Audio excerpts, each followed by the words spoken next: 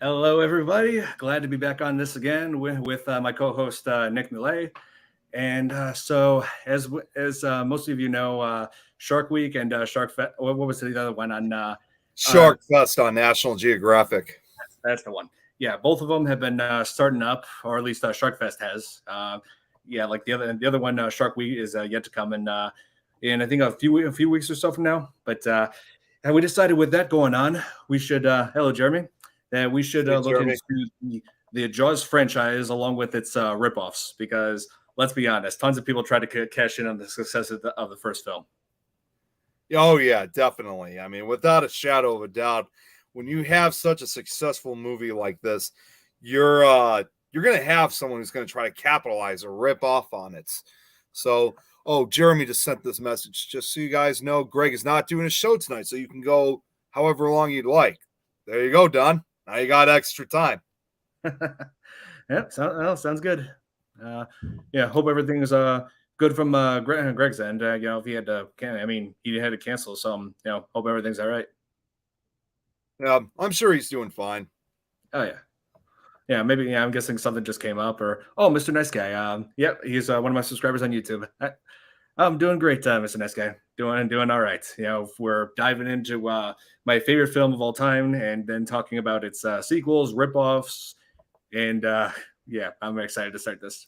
So, Jaws was released on June 20th, 1975, and is considered to be the first ever summer blockbuster because of the huge critical and financial success that it had.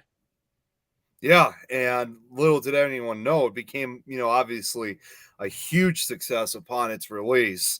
But unfortunately, however, it also caused a lot of controversy, especially involving great white sharks. Oh yes, everybody like after seeing this film, everyone just branded sharks as like public enemy number one in the oceans. Oh, this is what he was talking about, Greg. I see. Okay, That's okay. understandable. Running events, yeah. Hey, I know how that is, so yeah, it's all good. See you, Donna. Donna Fuller. Hello, Donna. Thank you for joining us. Yeah, we're discussing the Jaws franchise and its ripoffs. So, hold on, let me just log on to. I'm checking on my. While you're doing that, I'm also sharing the. I'm sharing on the. Well, actually, no, I don't even need to share it because it's already on my personal page. So, but I'm just checking on my personal account just to say hello for those who are watching because we are still having that issue right now. For some reason, not getting everybody's comments. So, oh yeah, what's up? No, I'm just checking. I'm just reaching out for every. Okay, so no one's saying hello yet, but I'm keeping an eye on it. Okay, let me just go onto Facebook here and just. It's always got to try to figure out my password. Okay. Yeah, I know. Oh, thank you, Jeremy. I appreciate it. He said he shared it to a few places in chats already. Oh, excellent. Okay. Oh, and Tyler is saying hi along with Rochelle. Hey, guys. Tyler, from your personal page, or? Yep. Okay, good to see you, Tyler and Rochelle. Yep, good to see you. Thank you guys for tuning in. Yeah, we appreciate it.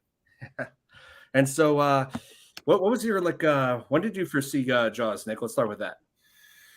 Oh man, it was a long time ago. I know obviously I was a young kid when I watched Jaws for the first time. It must have been I know it was, well, obviously, as you know, it was even long before I met you. I must have saw it when I had to have been maybe only 7 or 8 years old.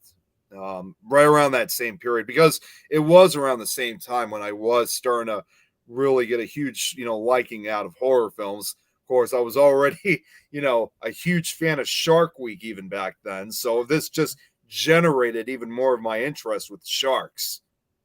Nice. So, and yeah, me, I first saw it when I was only 5 years old. So yeah, I saw it at a pretty young age. But instead of really being terrified of it, which is like the general response people usually have with that film, I was instead interested in it, and it sparked my interest in film, and hence the reason why I have this poster back here. Yeah, good to see you, Santiago. Thank you for tuning in. And yeah, 5 years old, and Yeah, it just had that kind of a. It just really sparked my interest in film. Which is why I have this poster that my dad gave me, and I keep it right next to my films. It's like my passion for this was sparked by this. Exactly. And I love how you have the poster in the background, speaking of which, since it it literally revolves around exactly what we're talking about for tonight. Yep. And like I said in the previous podcast, all I need to get is to get this thing signed by Spielberg, and I'm all set. Oh, Jill, good to see you. She's if you remember, she's actually one of our most loyal fans. I can't talk today. And we all have Good those. to see you, Jill. We all have those days, Nick. So you're good. Yeah, I also was exercising not too long ago, so it sometimes causes some issues with your speech. Yeah, I got you. So yeah, this was hugely controversial because of the bad name that it's given for. Oh well, made sharks controversial because how it just showed a shark just going after people, just completely wreaking havoc on a small town, and then the sheriff, a marine biologist, and a local fisherman are going after it to take it down. Right. Yeah. Just really quickly, Don, I'm seeing comments here from the personal page. I just want to give a shout out for those. Adam Werther of Heft TV, he's watching. Good to see you. Robert White from Australia. Yeah, I can see you through here, but for some reason your comments are still not going through. And Adam just wrote this. He said, Jaws is my favorite horror movie. I just recently realized after 36 years of watching horror flicks. Nice. And he just wrote down, just randomly, get this, Don. He wrote down Gorilla Glue. Always that same old inside joke. I didn't encourage it this time. So anyways, go on. So yeah, this takes place on a island off the coast of New York when it was actually filmed around Martha's Vineyard in Massachusetts. I thought it was somewhere filmed around the East Coast. I was thinking to myself, was it around Massachusetts or was it like off the coast of New York? I couldn't quite remember exactly. What the issue? I mean, where it was filmed. It seems like comments on personal pages are not making it to StreamYard. Oh yes. So to everybody who's been posted comments from other forms of social media, other platforms, and the comments, some of them do not show up on here, and we do apologize for that. We'll try to acknowledge you guys and read your comments as best we can. Which is why I got a couple of pages here open from other social media platforms. Yeah, and that's why I'm checking on my phone so that way we can respond to anybody that is watching on the personal page. And in quite a good example. Now, Adam just wrote this. Said this is something about Jaws this time. I have a Quint Stolen Valor story for you. He said, remember this? Well, let's get a little bit about the movie and then I'll tell you what he said. Okay. I think it's the word is Stolen Valor. Stolen Valor. Thank you. Okay. It's been a while. No, it's all good. Yeah. So this is and one of the most memorable things about this is that chilling theme made by John Williams, who I consider one of the best musicians in Hollywood history, with everything that he's given us, all the musical scores, not just for Steven Spielberg films and also for Star Wars, among many other things. Yeah. It's just music that you just never forget it, and it's not only just with Jaws. I mean, that's literally became the theme for like any shark. Like if you're like out in the open ocean and all of a sudden you see a shark fin or something coming up, that music starts rolling up. It gives you that message like, uh-oh. Yep. Oh, good to see you, Brad. Hello, Brad. He's another loyal fan of ours. Yeah. So yeah, Brad, we're just talking about Jaws franchise and its ripoffs on this episode. So thank you for tuning in. And let's see. So yeah, like I said, Jaws was the one film that single-handedly just sparked the fear of water in audiences across the globe. Exactly. Yeah. Tons of people just were in constant fear of just going in the water because of that, whether it's beaches or even I've seen like stories about people that are afraid to swim in even a lake. Yeah, and which is actually, there are some beliefs. I mean, some people who are have quite a good reason why they're afraid of, swimming in lakes, especially if you live on, the banks of the Mississippi River or the New Jersey coast, or if you live like in South America, like the Amazon River or parts of Australia, Well, yeah. where unfortunately the terrifying thing is with some sharks is that there's actually good reason to be afraid because one, obviously, I think we both know there is one species of shark out there that can live in both salt and fresh water. The bull shark. The bull shark. Yep. Exactly. That's Now, correct. that's the only shark I would be concerned with. Like, that's the shark that I would be afraid of more than a great white, as they showed in this film. Because there are three reasons why I'd be cautious about bull sharks. Because they are one of the most aggressive shark species. They can swim in both fresh and salt water, and they like to hunt in shallow areas. Exactly. Which I always think, in my opinion, the bull shark is probably far more dangerous than the gray white shark is, because it's really an unpredictable one. We're always associated with the gray white, obviously, thanks to Jaws, but it seems like the bull shark is often overlooked. And if you look at even past shark attacks, going way back 100 years, everyone always thinks it's the great white. Even before Jaws came out, everyone thought, the only true man eater was the gray white shark. That's what everyone believed. What about the roach shark? You started his roach stuff again. No such thing. Yeah. Yeah, no such sharks. I already tell you. Thank God. Yeah. But unlike roaches, there are not that many great whites left. Because of the fear of the water that this film has put people through, and also the fear of sharks, that it's led to like massive shark slaughter, especially with great whites. Now they're like, I don't want to say like highly endangered, but there are not as many as there used to be. Although in some areas they are starting to partially repopulate, because in some areas they're now officially protected. So although that doesn't mean they're fully protected, because you still have a lot of the illegal trades that go on that still kill them anyway. Obviously, as we all know, for the most part, and Brad just read my mind. Shark fin soup. Yep, that's one thing that these illegal fishers, like, what they do. They cut off the fins of these sharks, and sell them for like like I said, for soup, among many other things. It's like, okay, fishermen, how would you feel if you had your arms and legs cut off? Because that's essentially what you're doing. That's essentially what you're doing. And the shark, and the way how they do it, it's not necessarily to create taste. It's just to create structure in the soup. And I'm fortunate enough, I think you and I are both fortunate that a lot of the major cities throughout North America, as well as now some of the other countries out there, are now, including Chicago, have officially banned shark fin soup.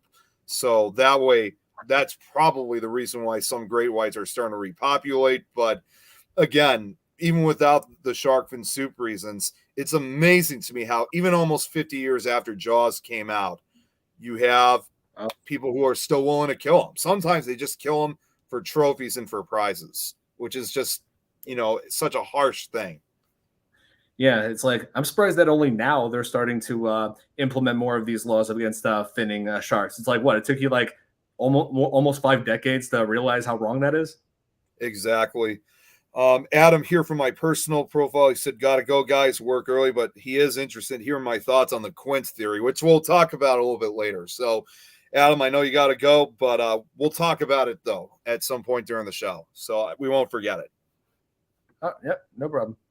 And you keep saying, here, Brad said, every habitat needs a balance, predator and prey. When you take away the predators, nature gets out of balance.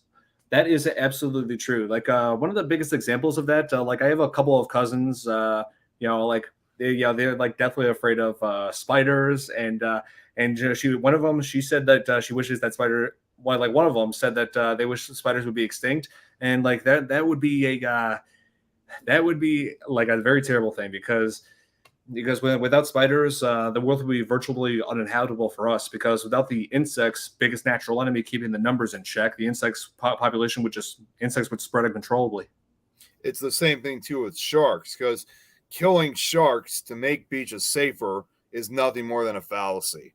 All you're basically doing is just removing something from the ocean's environment that is desperately needed to keep the ocean healthy. Because put it this way, like with gray white sharks in this case, well, unlike what you see in Jaws, of course, obviously they're actually interested in seals, lions, on some occasions, some type of fish.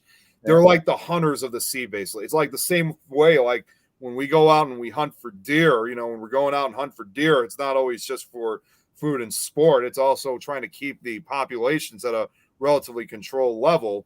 And Mm-hmm. without sharks, that would have disastrous consequences because you would have all these animals repopulating, and eventually it would destroy the entire ecosystem. So, in other words, once the sharks are gone, it won't be long before other things follow. Yep, exactly. And let's see. Oh, here. Mr. Jaws, Nestor said, Don and Nick, do you like Jaws 3 SeaWorld? Yeah, Jaws 3, it's like, oh, it's all right, but I'm not too crazy about it. Got some silliness to it. Yeah, like when I think of it's like when I was a kid, I went to SeaWorld. I'm thinking, wow, this is great. This is where they filmed Jaws 3. Okay, nice. But when I think about it as an adult, I'm just thinking, what kind of promotional advertisement is that? Having a killer shark, having a movie made about a killer shark wreaking havoc on your resort. I mean, in the beginning, when Steven Spielberg not originally wrote the book, no, not him. That was I can't remember who was the guy's name who wrote the novel. I can't remember. What was it? Peter Benchley. Peter Benchley. Thank you. I got the names confused. When Peter Benchley wrote the book and when Steven Spielberg made the film, like a lot of filmmakers in those days, they were just only making a movie, that would just be beyond comprehension and also something that we truly never believed could happen. They were, in other words, they were just making a good horror story just to scare the hell out of a lot of people, given this belief that there was a giant killer shark that preys on humans. Yeah. But some people sadly kind of took it a little too far and thought that all of a sudden, sharks that we studied that have been around literally now for 400 million years were man-eaters. But long before even humans ever came, long before even the dinosaurs, all of a sudden we look at them as like these horrible man-eaters when unfortunately, for whether people wanted to believe it or not, that was not the case at all. Never has been, never will be. Exactly. Yep. Oh, here. Let me pull up another one. Yeah, Brian makes a good point. Most shark attacks are also them misidentifying what they're really attacking. A person on a surfboard looks like a seal. Yeah, because that's the thing. Sharks rely heavily on scent. That's like one of their biggest senses they use for hunting. I mean, their eyesight, I hear, is not the best. So they see you on a surfboard from like an underneath view. They think it's a seal. One of their favorite food sources. Well, I heard they do have good eyesight, but it's just sometimes if they're like in dark, murky water. Because the reality is, sharks can see in color, and actually at times they have very similar vision we do, but they operate on a much different level than our own eyes, and also have different senses. Because unlike us, sharks do have a sixth sense to it, which is those little hairs, which this extra sense is known as the lateral line. Yes, that's true. Because dark murky waters are tend to be like where attacks are like more frequent, but often like in Brent, like if it's like I don't know sunny out, you're like right on along the shoreline, like sun like it's not. Sometimes they'll attack, sometimes not. But I don't know if I ever told that many people about this, Nick. But I actually did encounter a shark once when I was in Florida. Oh, is that right? Really? Yep, but it wasn't that. Don't worry, it wasn't a great white. It wasn't a bull shark. It would look like it had like these spots on it. I think it was like a leopard shark. Oh, a leopard shark. Oh, Yeah. that's obviously much smaller than a great white. I mean, Well, not necessarily not as. I wouldn't necessarily say they're not dangerous, but I heard that you don't want to tangle with them because I don't know if they're the type of ones that stay like on the ground surface, but if they do, they usually bite if they get stepped on.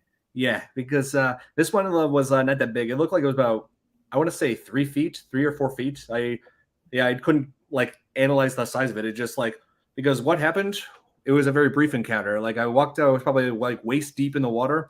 And then The shark, I saw it for like a second. It just stopped in its tracks when it saw me and just darted off. Wow. So so that shows me that sharks are not always out to get you. You know, like sure that shark could have come up and taken a chunk out of my leg, but why didn't it? Because very very simple. It doesn't see me as a food source, and it had wanted nothing to do with me. It just went on its way, you know, and I went on my way. But I will say this: the only thing that ever did get me out of the water, and this is when I was in Galveston, Texas. Yeah, Oh, Galveston, yeah. when I was with my ex, my college girlfriend. When the only thing that got me out of the water that day was seeing a jellyfish about 2 feet ahead of me when I was walking. Yeah, those you run from. Yeah, Because those things, I'd rather deal with a shark than a jellyfish, because those jellyfish are going to hurt like hell if you get stung by one of them. oh, here, tango with the shark. Go with the sharks. Nice, Joe. I got to point out for you, Don. I mean, with what you just said too. Perhaps the reason why this leopard shark may have swam away from me is it was obviously probably clear to that you were much larger than it was, and we've seen a lot in a lot of shark videos in which you see even with great white sharks, you see them gathering around, trying to grab, like if it's like at a whale carcass or something that they eat, and then all of a sudden they all swim away, and that makes you wonder, something even bigger is coming this way, like something even bigger, badder, stronger, mightier. And indeed, all of a sudden, next thing you know, out of the dark blue ocean, there's like this, 20-foot great white shark coming out. So it's even more amazing to me that, like with what you just said, sharks are even afraid of other sharks, especially those that are bigger than them. Oh yes, and yeah. So that one shark I was not afraid of because I knew that it didn't really pose that much of a threat to me. It wasn't like a 15-foot great white or something. Like it wasn't. Wait, I'm just going back to some of the comments just so we didn't miss them. Yeah, but the second I saw that jellyfish, I was like, that's it, I'm out of here. Yeah. It's like I'd prefer not to get stung. So yeah. Now, Brad just also said this: the ocean is so deep and vast that I guarantee there is a megalodon somewhere down there. Oh yeah, megalodon. I'm glad those are. I'm hoping those. I mean, they say they're extinct, but I'm hoping that is the case. Yeah, I mean, as far as I'm considered, and this is kind of from my cryptid point of view, obviously, I think you guys all remember now almost 10 years ago, there was that controversial film involving Megalodon with all those people that, were disappearing. They captured it on film and stuff. Which was absolutely nonsense. And thank goodness they were not going to make any more of those. But what I did learn, believe it or not, was there actually were supposedly 2 sightings of Megalodon, but this was well over 100 years ago. To make a long story short, the first sighting occurred back on the Florida coast in 1918. It was some fishermen who claimed that they had seen a ghostly white shark. I mean, and they even said this thing was bigger than a gray white. They've seen gray white sharks before, and this was definitely not a gray white. And it was so scary, it was terrifying to them that they didn't even want to go back to work. And then the second sighting occurred, almost 50 years later in 1960, where it was. Again, I think it was sailors again. It was the same almost description. It was described as a ghostly white shark. And in spite of the encounters, the worst part is, of course, obviously in the case with Megalodon, is that there's no documented proof other than those huge teeth, that fossilized teeth that are left behind. Oh yeah, that's true. What was I gonna say? Oh, here. Speaking of tango with sharks, Jill says, speaking of tango with sharks, have you ever gone to a shark cage to see sharks everywhere before? Just one. I have yet to try that, but that would be pretty interesting. Seeing a great white up close, because I see all those videos of them putting their teeth on the cages, and it's like, okay, I'm keeping my fingers away from the cage. Yeah, keep your finger. You know what they say? Please keep the arms and legs inside the vehicle at all times. Oh yes, the movie Meg. That's an awesome movie. You remember when we saw that in theaters, right, Don? Yeah, we saw that in theaters along with The Shallows. That one I loved. Shallows is good too. Yeah, Blake Lively was amazing in that. It's like, a strong female lead taking on the jaws of death. I love that's great. I like that. And by herself too. Yep, stranded out on that rock rising tide rolling in. It's like I love how they just throw in these factors that add to the danger, but she's like very like improvising like new ways to like the ways to survive. You know, like really just keeping the upper hand. If you think about it too, and this goes back to Jaws, is that it just seems like in this day and age, anytime a shark movie is ever released, even if it's not meant to be like a ripoff of Jaws, they always pay some kind of homage to Jaws, like Oh, whether it's the name of someone or an animal or a location or a reference of some sort. And you think back, that's definitely an homage to Jaws. oh yeah, there. Yeah, and which leads me to one thing. There were like so many different ripoffs right after Jaws was released. Like there was like one that came out immediately after that, which was not even about a shark. It was like the tagline of it literally called it Jaws on Land, and it was released in just a year later. It was released 1976, and it was called Grizzly. It Oh was my God. I know a giant grizzly bear attacking campers. Like I'm just like, whoa, like Smokey Bear's really taking some extreme measures in preventing forest fires. It's wow. And I see. yeah, but I should mention that film actually did have some financial success. It was like the highest grossing independent film and before Halloween. Oh yeah, definitely. It was the highest gross independent film of any movie before then until 2 years later in 1977 was when Star Wars came out. Oh yeah. But just reading Jill's comment here. Oh yeah. Let's see. My son had ever faced a shark that punch the sucker in the face, poke its eyes, fight it. Yep, those are all the techniques you should do if you were ever had a Yeah, encounter with one. always reach for its eyes or gills. There's this here's just a word of advice for anyone. There's a popular misconception that you should punch it on the nose.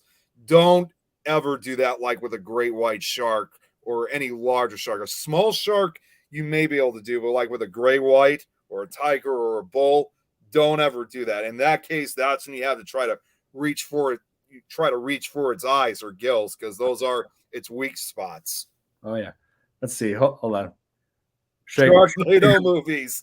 Hey, what's up, Lori? Don't get me started on those. Don, just so you know, Lori Ann Wagatha, she's the owner of Wildwood that we went to 2 weeks ago. So good to see you, Lori.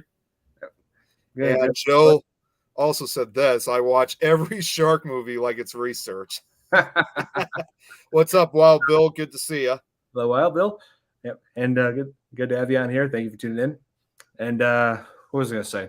Oh yeah, there were several ripoffs that actually did face legal trouble for ripping off Jaws. Like I think Universal actually sued this one film, this one Italian film that was released as Great White in America, and it was also called. I remember that one. Yep. And, I never saw it, but I saw the trailer. I saw bits and pieces of it, and it looked like a mess. Yeah, I could tell. They almost created a lawsuit against this one film, the ripoff that I am most fond of, called Piranha. Piranha, yes. Yeah, it was released in '78, directed by the guy Joe Dante, who Gremlins and The Howling, two childhood favorites. He directed Piranha, and I think don't forget Gremlins and also The Burbs. Yeah, I believe my cousin Allie worked with him on one film. Yeah, she's an actress. It was, what was it? The Hole. Yeah, that was back in 2010, I believe. Yeah, he's worked on a lot of movies. Oh yeah. So anyway, so yeah, still like they were gonna sue the press to make a lawsuit against Piranha, but then Steven Spielberg stopped them from doing that, saying I like this film. It's good. It's a good ripoff. It's really good homage to Jaws. Because basically the whole concept of Piranha is it takes place in Texas. There's a bunch of genetically mutated piranhas created by a government experiment that got released into a river system heading towards a summer camp and a newly opened resort. So it's just like, it's crazy, I've heard. And it's kind of funny when you think about the two movies, Jaws and Piranha, how its ratings. Because when Jaws came out in 1975, in spite of the partial graphic and goriness of it, it got a PG rating, which you certainly don't see with movies nowadays. Like, you see anything like that, they're like, yep, that's definitely R-rated. But with Piranha, that itself got an R rating. Yeah, that's true. I mean, hey, it was a Steven Spielberg film. He knew how to get away with all sorts of things and still get a PG rating. That's true. you look at Indiana Jones and the Temple of Doom. That's like one of that had a PG rating, and he was able to have them show them ripping hearts out and burning people alive. So, Yeah. Well, Bill but here then, said that. and Oh, then I should mention on that same year was when the first PG-13 film Red Dawn was released. Yeah, that's so right. That's right. I think I read somewhere that Steven Spielberg himself came up with that rating, PG-13, Oh, because all right. yeah, because he realized, you know what, I'm throwing in so much graphic content in PG films, like we got to have some new rating where that's acceptable, and that's not rated R. Yeah, exactly. Well, Bill here said that he used to be a scuba diver until. Oh wait, Early, where's it was this one right here. Said he okay? used to be a scuba diver until Jaws came out, and he's not been back in the ocean since. Oh man, He lives out in Georgia, so I don't know which part of Georgia, but obviously part of the state runs along the coast. yeah. Keep a spear gun handy with you if you ever swim out there, because that oh wait, Mariana Trench. Oh yeah, the deepest part of the world. Who knows what could be down there? So he has a point there. You never know if Well, Megalodon is still around or not. But I'm sorry, Don. Go. You were saying, yeah, with a spear gun. But there also could be Cthulhu. Have you ever seen Underwater with Kristen Stewart? I actually haven't, but I know that movie now. Oh, I just spoiled it. I'm sorry, I just spoiled it for you. Jaws. No, I'll probably forget it. Okay. Jaws revolutionized the entire shark frenzy. That's absolutely true. Very true. Yeah. And so, I'm just trying to catch up with the comments. I'm sorry, Don. Yep. For real, it's so glad they're way down below where we can't reach. So yeah, that is true. Like they're down below there, the pressure is so high, like it's like easier said than done to reach the bottom of that. Well, it's this. Well, Bill just said a friend of mine did the sharks for Sharknado 3. Oh my gosh, that's awesome. Nice. Actually, straight on the reef. Yep. Yeah, that was The Shallows. Yeah, well, we were just mentioning that earlier. Like that one was a worthy shark film, at least compared to many. Oh yeah, I love this comment Jeremy just wrote.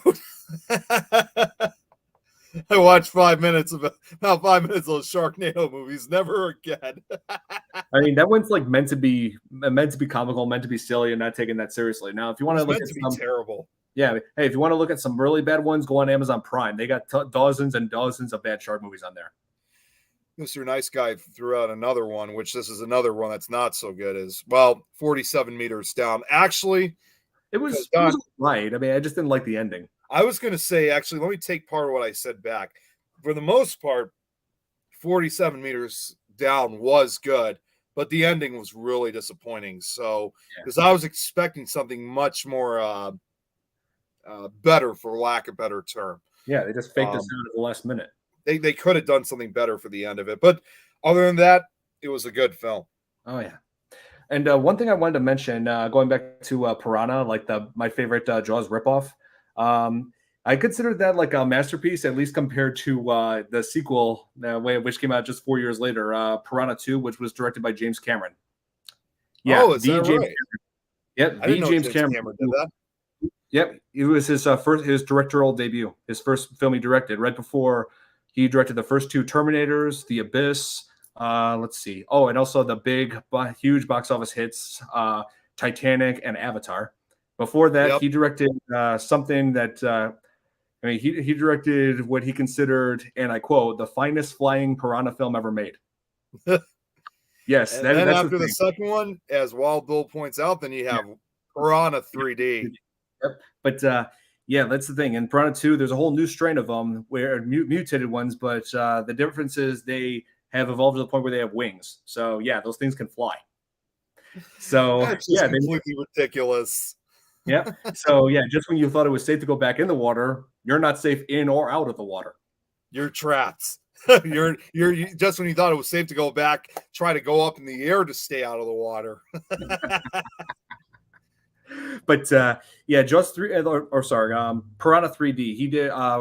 Let's see, who mentioned that? Where was that comment?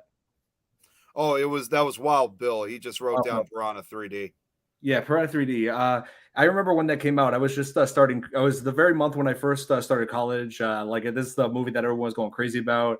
And it starred Stephen R. McQueen, who played Jeremy in The Vampire Diaries, and is the grandson of legendary actor Steve McQueen. And they actually did change a whole lot in this, where the piranhas are not genetic mutants, but instead they're prehistoric piranhas that emerged from an earthquake that opened up this underwater lake from prehistoric times. And more like a trench or, yeah, or a fault line. Yeah. And their very first victim was Richard Dreyfuss. And I was gonna say, even that movie paid homage to Jaws with him singing "Show Me the Way to Go Home." Yeah, exactly. So it's like they finally got him. Full circle. A remake of the biggest Jaws ripoff. So, and also had Christopher Lloyd, a national treasure. Yep. That was awesome. And it's funny when I think about it, you were starting your first year of college. I was starting my final year in high school when it came out. And I'm still surprised to this day. I think 2010 was really the last year that they really didn't care if you were, at a young age to see an R-rated movie. Although I was at the right age. I was 17 years old, so I was able to legally get in. So it was kind of cool to watch in the theater, but everybody else I used to hang out with in those days was about a year or two younger. So they weren't even supposed to see it in the first place. But this was like the last year where they just really didn't care if you were under 17 to see an R-rated movie, especially one that graphic. Blake Lively's shark movie's called The Shallows. Yeah, we were just talking about that. It's pretty good too in the drama sort of way with a good story to it. Yeah, let's see. Oh wait, a shark. Oh, Piranha is pretty funny though. Yeah, well, it does have a little bit of humor to it. I will say that. It does. Yeah. Wait, which one are you talking about? The original or the remake? The remake, I know, is the it has the comedic tone. Well, both of them did have comedic. Now that I think about it, and I consider them, very watchable compared to that terrible 1995 TV remake that's so poorly made. It's ridiculous. Like reusing stock footage from the original film because they were too lazy to do anything different. Exactly. Yeah, I mean the only reason why most people would even watch it anymore is because it features 12-year-old Mila Kunis. I know. Yeah, who 3 years later would lie about her age to get the role of Jackie in that 70s show. I know, that's just insane. I just got to bring up Jeremy's comment. This was going back to Jaws. A shark movie got a PG rating, and PAA should be fired. Jeremy, that was when Jaws came out. That was the 70s, man. That was a different era back then. They didn't care as much as we do now. Yeah, I mean, back then they were making I think back to this one scene in that film Prophecy, which had Talia Shire from Rocky, where there was this mutant bear that was killing people. It showed them rip a guy's head off, and that got a PG rating. It's like, wow, is there not anything you could not get away with back then? Exactly. Spear gun won't kill Jaws. That is actually true. I don't think a spear gun's going to kill a gray white shark. Nope, but apparently an oxygen tank can. There could be it's true. There could be a whole new species bigger than a great white or a meg that we don't know about down there. That is very possible. You never know, because as we all know, even as of the modern world today, much of the world, including especially the oceans, remain unexplored. We don't know what else. We've only have encountered only about 10% of the marine species that live throughout the ocean around the world. Yep. I love it. I'm sorry, Don, go ahead. No, we definitely nope. We're not going to talk about Jaws Revenge. We have reviewed that film once before. That was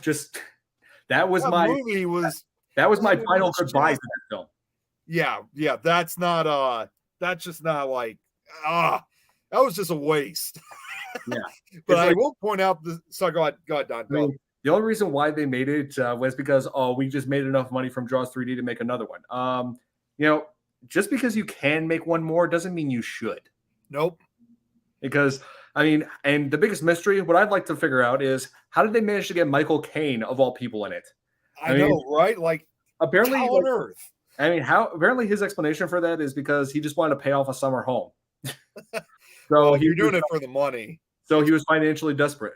I guess at this point, even with a bad movie like that, you're willing to do anything just to get the paid. So I just get paid. So I think it was just I don't think he was interested at all. I think he just needed the job and the money, and that's probably all he needed.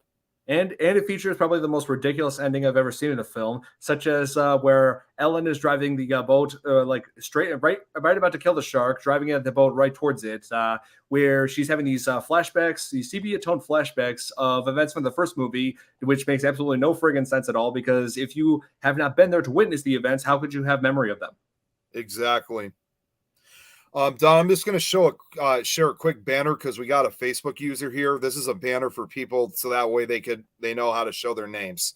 So yeah, it's just because I'm not sure who this Facebook user is saying hello, fellas. So yeah, make sure whoever this is, make sure you give permission to StreamYard so that way we can see who you are. Yes. And let's see, what else was I gonna say? Oh yeah, like the animatronic on that was a joke. We pointed that out in our review. Yep. Like, yeah, the review that we did, which was my final goodbye to that film. I'm never seeing it ever again. It's a complete joke, and I'm done with it. I love what Jeremy just said. Don and Nick are now seeing the head of the shark. We're going to need a bigger show. See, even Jeremy knows how to pay homage. Nice. What was I saying? Did you let's like the first time I ever seen Jaws 2? Well, I should have mentioned, like, you've obviously seen Jaws 2, right, Nick? Yes. So it came out 3 years later after the first film, which didn't do as well as the first one. I mean, Jaws 2 is just decent at best. Like it had a few flaws, but it's still watchable. I mean, the animatronic shark was it was all right. And what I'd like to know is why would Mike want to go back in the water after he had been horribly traumatized from the first film? Like, why is he taking up sailing when he has a good reason not to do it? I don't understand that myself. Although, and as much as I like Jaws 2, even though it somewhat picks up a few years after the original one, and I think you're going to agree with me on this, which I think it still would have been awesome to have, obviously, Richard Dreyfuss back in the film to kind of, help out once again. But unfortunately, and it sounded like he was originally going to be in it, but unfortunately, he was already committed to another movie, so he wasn't able to join. But he was particularly the guy who really knew a lot about sharks more than anybody else. Yeah, I think around that time I think he had just finished this up. It was Close Encounters of the Third Kind, another Spielberg film. That's the one, yeah. Mm-hmm. Yeah. And what was I gonna say? Oh yeah, there was like funny thing when I first saw this Jaws 2 when I was 7. When it showed that part where this boat driver that the shark was attacking after it killed the jet skier, the part where she was dumping gasoline on it and also accidentally on herself because I remember that. Yeah, that was like ridiculous. Why would you do that to yourself? What is wrong with people? And then lighting the shark, like causing the explosion, which burned half the shark's face. And ever since then, I was calling that shark Scarface. Yeah, I know, because it's like you only got to see him in mint condition for like 10 minutes, and then the rest of the movie he had that burned scar on his face. Yeah, so she didn't kill the shark; she just turned him into a shark version of Harvey Dent. Yeah. Nick has seen everything. What else? Because Joe was saying like before that, Nick is a giant shark fan. I'm sure he's seen every Jaws. But she also pointed out another shark movie is Lake Placid's films, a Jaws ripoff. Well, I'm not sure if it was inspired by Jaws. I mean, let's see. It takes place. Let's say a movie about giant crocodile hunting people in a lake out in Maine. I don't know. Maybe it was inspired to some degree, but I think it really did try to be just its own thing. Right. Yeah. I will say this: Lake Placid, the first one, only one I like. The sequels are horrible. That's what I've heard. Absolutely terrible. Don't waste time. Don't. And no, Wild Bill, there are no giant cockroach movies. Damn it. There are a few actually. Oh God. Well, don't show those to me. I'm good. Here was another movie that I know. Jill pointed out another shark movie. Who All Loves Open Water. Water. I like that one. I actually listed that as number 3 in my top 5 shark movies on my YouTube channel. So I did like that. It was actually inspired by the true story of let's see, Tom and Eileen Lonergan, who were lost in a scuba diving trip, left behind by a boat, and it showed in this film them being stranded in shark infested water. Exactly, and that's kind of like how the movie is too. It's about 2 scuba divers being left behind. They're stranded out there in shark infested waters, and that's got to be one of the worst fears that you could ever come up with, where you're several hundred miles away from shore. Yeah. You have no internet. You have no connection to the outside world. You have sharks swimming around you on a regular basis, even if they're not great whites. If they're other type of sharks, when they're just swarming around you, they won't leave you alone, and you're basically at the mercy of it. And it's just only a matter of time before one of them decides to bite you, and that's without a shadow of doubt. What's originally supposed to be a great vacation trip all of a sudden turns into a nightmare. Yeah, I mean, there was like a lot of suspenseful scenes where the tension builds up, and you just never know when the sharks are going to strike next. So they did a fairly good job with suspense in that film. And what's scary about Open Water too is one of the actors later said that there were times where they actually were shooting footage around actual sharks, and there was an interview how she said sharks would suddenly show up that they didn't hire. These were the sharks that they didn't bring in. So I think it actually probably made the whole experience probably even more frightening, because I'm sure there's no doubt in my mind those actors had to be terrified when they were actually around actual sharks, because even though this was like 2007 or 8, this was still at a time before 2003. Mm-hmm. Okay, well, even earlier, this was still kind of at a time before people were using CGI at that time. That's when they were still using the real stuff. Oh yeah. What was I saying? Oh yeah. I also wanted to say was there were 2 sequels to Open Water. The Open Water 2 was not about sharks. It was about people who were stuck in the water because they were too stupid to not drop the ladder before jumping in. Yeah, like what is wrong with people? Like jumping off the boat without lowering the ladder, and there's not even any sharks in it. Yeah, and also you left a baby on the boat, man. And also they claim it was based on a true story, which is not. Not surprised. Not surprised with how dumb some people in this world are. I'm not surprised. I mean, I'm sure there are cases like that where stuff like that has happened, but not like something like what you see in Open Water 2. I mean, seriously, if you think it's really okay to jump off a boat and not lower the ladder, and again, you're miles away from shore, and not think anything bad's going to happen to you, you get what you get, of course. Yeah, and then there was Cage Dive. I'm not going to call it Open Water 3 because when they originally advertised this film, they called it Cage Dive, and the only reason why they slapped on the whole Open Water 3 is because they thought it would do better success, more advertising. It's like, yeah, we already know this film has no connection to the previous 2, so this obvious attempt to make it look like something it's not doesn't work. Exactly. I got to show this what Brad said. Don't hate me, Nick, but he has never seen a Jaws movie. You've never? What's wrong with you, Brad? I'm at a loss. I'm at a loss here, man. You need to see. I got nothing. I got it. Even Jill's like, Brad. So heartbreaking. Pick up a copy and see this film for yourself. Experience this masterpiece. Like, for real. You need to see it, Brad. Man. Let's see. While you're looking, I'm looking at the comments from my personal page. Oh, Marty's on. Oh my God, I got mad when not one was dropping the letter first. Yeah, exactly. It's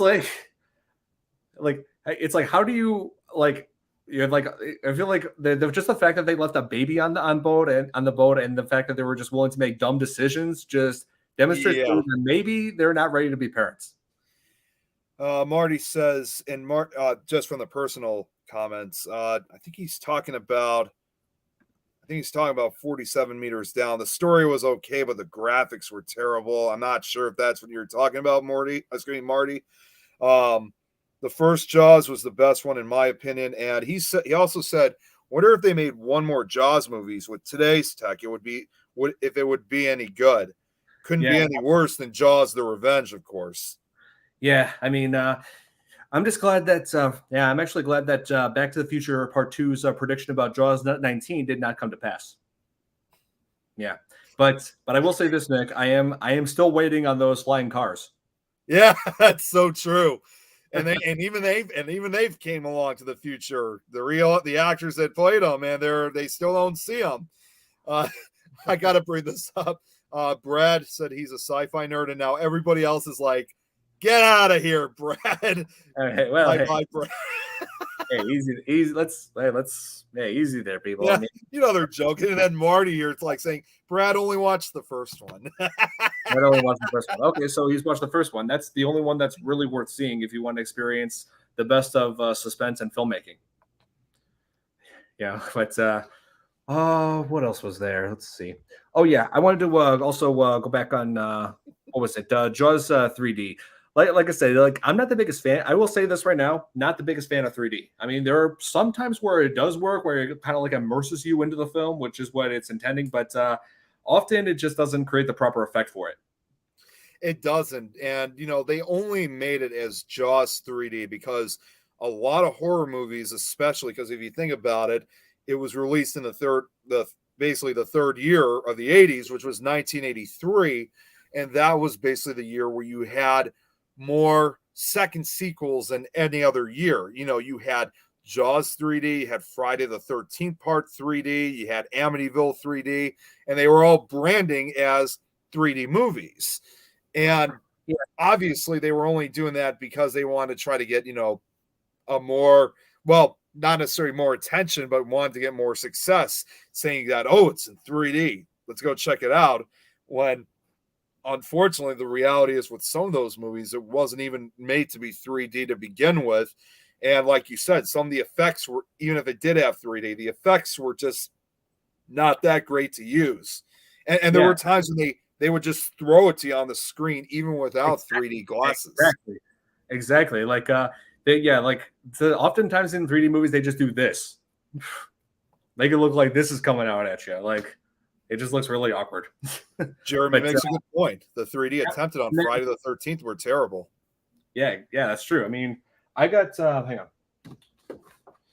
I mean, the Friday the 13th that I own, it has Friday 13th 3D obviously, but the 3D features, like if you want it, you have to get your own 3D glasses. So even the guys who made this didn't have much faith in the 3D aspect of it. Marty here said he's seen Jaws 3D in the theater when he was a kid. Oh, really? Yeah. I think my dad may have seen it, guys. I know my dad saw the first movie in theaters. He was in high school at the time, and it was like the must see film back then. I think he might have seen the third one in theaters. I mean, if I remember correctly, I'm not sure, but a few of my family members did. But We got a question here from Brad. Do you think Jaws would be as successful if it was made today instead of back in the day? I think it could have. Yeah, if I think it does have a chance, though. I mean, but for the way filmmaking is done, has kind of changed a bit over the years. But I like to think it would still stand a chance. Yeah, I Yeah, mean, I definitely think so. yeah, I mean, it has just about everything: great acting, great characters, great music, excellent suspense, excellent, and terrifying monster. So, yeah, I think it could be successful if it released today. I mean, hey, people go see it again today. Go out and when they have like a big screen showing of it on a lake, and people come out there just floating on the water. That is on my to-do list. I seriously would do that.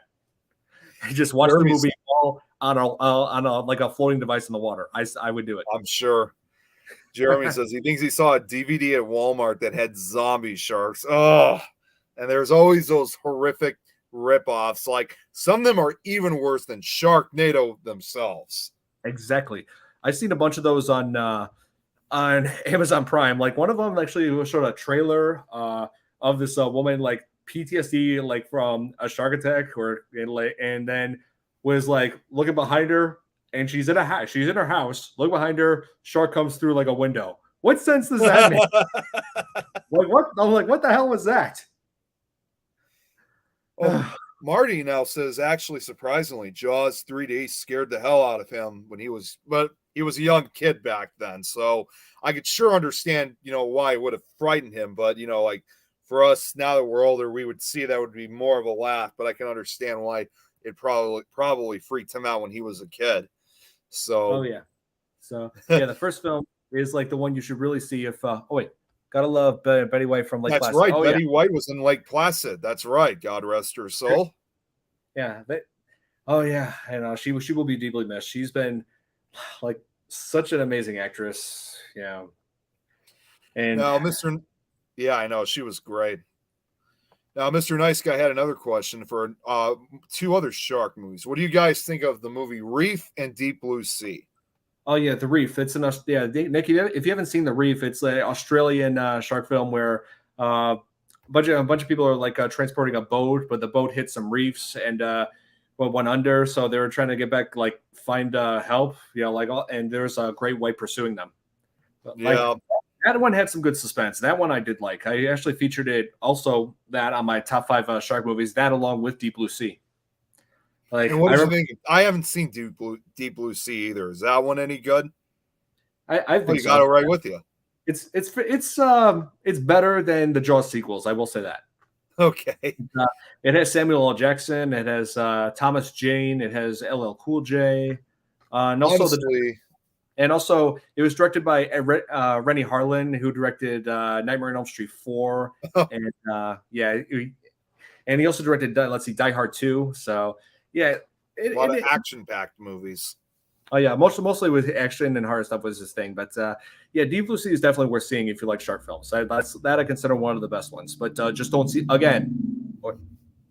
Sorry, you're fine, Don. But also, again, do not watch the sequels to Deep Blue Sea. I heard they're terrible. The way how I saw with Deep Blue Sea, even though I haven't seen it, which I do plan on seeing, I thought originally because it was released in the late 90s, right? Or early 2000s. Okay, I thought it was originally like a take, and again, like paying homage in this case more to like Jurassic Park, because you had one of the actors from Jurassic Park, in this movie, and not a lot of certain differences, but I thought in some way it was kind of paying homage more to Jurassic Park than Jaws was.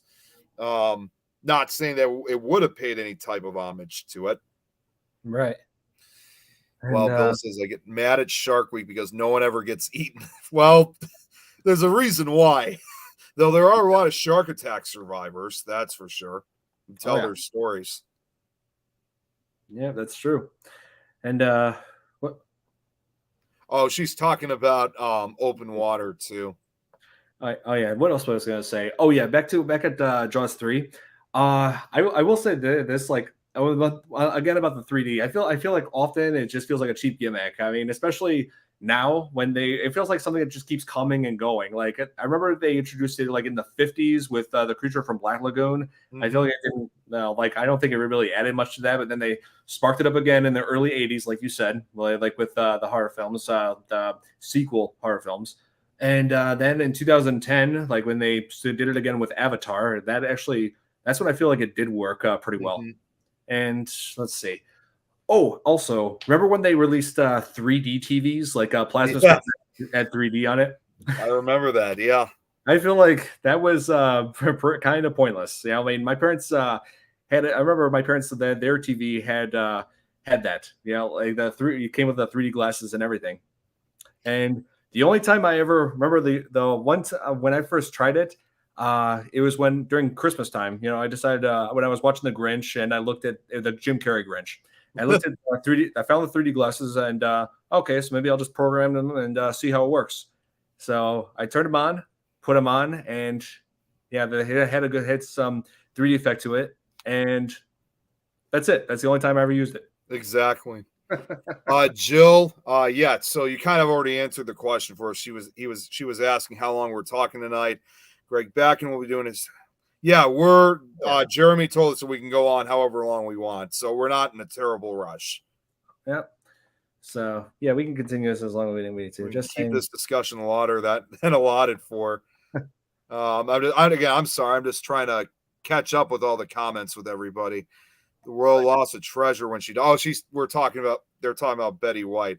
Now, Brad just said this to me personally. I'll make you a deal, Nick. I'll watch Jaws if you watch a movie of my choosing. I can imagine. Oh my God! Look what's happening. No roaches, Brad. Jeremy's like, don't do it, Nick. It's a trick. It's a trap.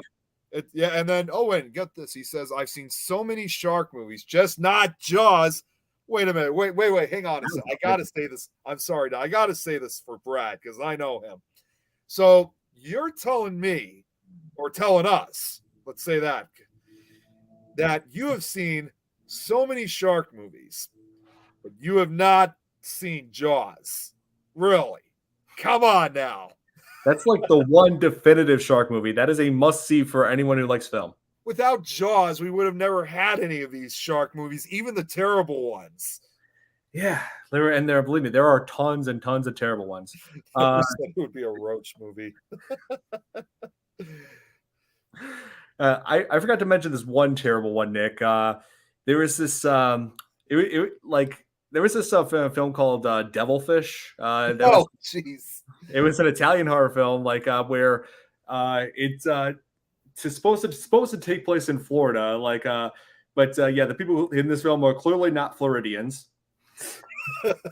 Yeah, they're clearly not from Florida. So, and the only That's time just funny just thinking about it. I remember my first time I ever heard of this film is when I was like a little kid, just looking at the VHS box of it at a video store. I don't know if it was Blockbuster or something else or Family Video, something or other. But I remember looking this, and even at that age, I was just like, "Wow, this looks really, really terrible." Yeah, even the title sounds bad. And it wasn't until I finally saw it in an episode of Mystery Science Theater 3000. I would not have been the least bit surprised if it ended up on MST3K because that sounds like that's a movie where it fits just right in with that show. It's perfect with its, they featured all kinds of terrible, laughably bad things on that show. So it was ideal. It was bound to happen. And what else? They actually did somewhat did a new film that had that same kind of concept of a shark octopus hybrid. It was called Sharktopus. Oh my God. Released on Sci-Fi back in 2010. Of course, the Sci-Fi Channel. And what surprised me the most about that film is that you ever heard of the actor Eric Roberts, right? Yes, I have. And he was in that film. He played the man who was working on the Sharktopus as a military weapon. I'm just like, okay, Eric Roberts, what are you doing in this film? What? It's like you just played the crime boss Maroni in The Dark Knight 2 years ago, for God's sake. Exactly. What are you doing, man?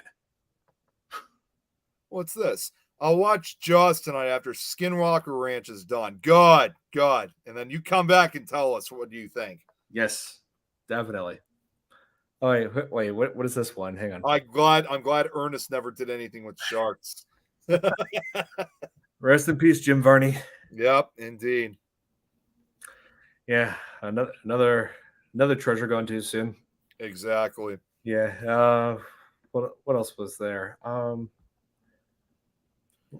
was going to try to go back to Adam's comments at some point to kind of talk about what he was briefly mentioning before he had to leave.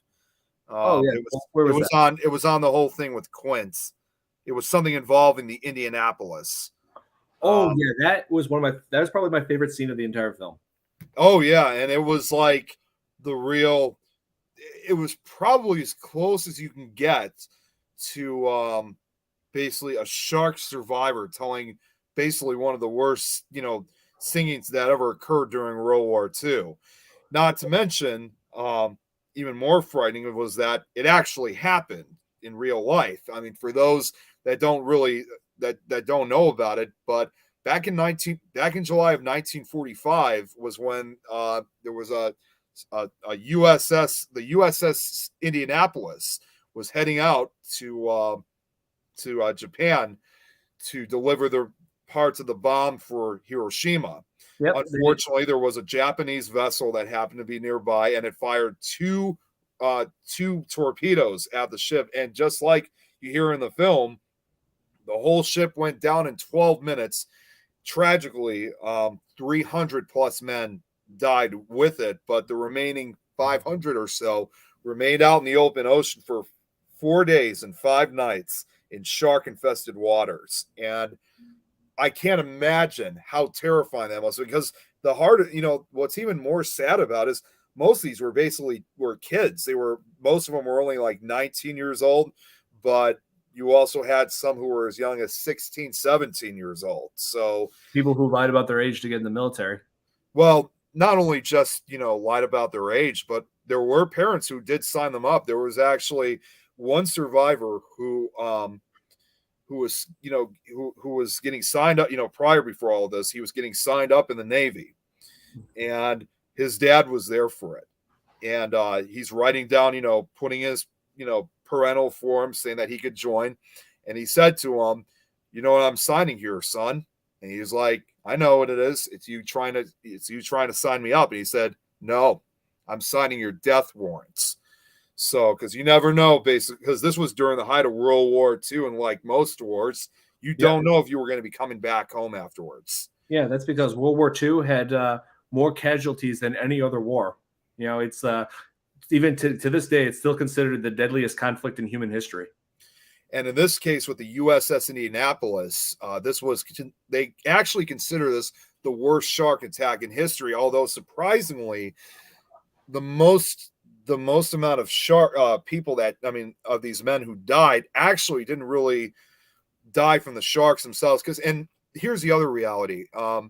Unlike what you see in Jaws, it was actually 4 main species of large sharks that lived out in the open ocean in the Philippine Sea, which were blues and silkies, which are the most common, and they travel hundreds of miles to search for food.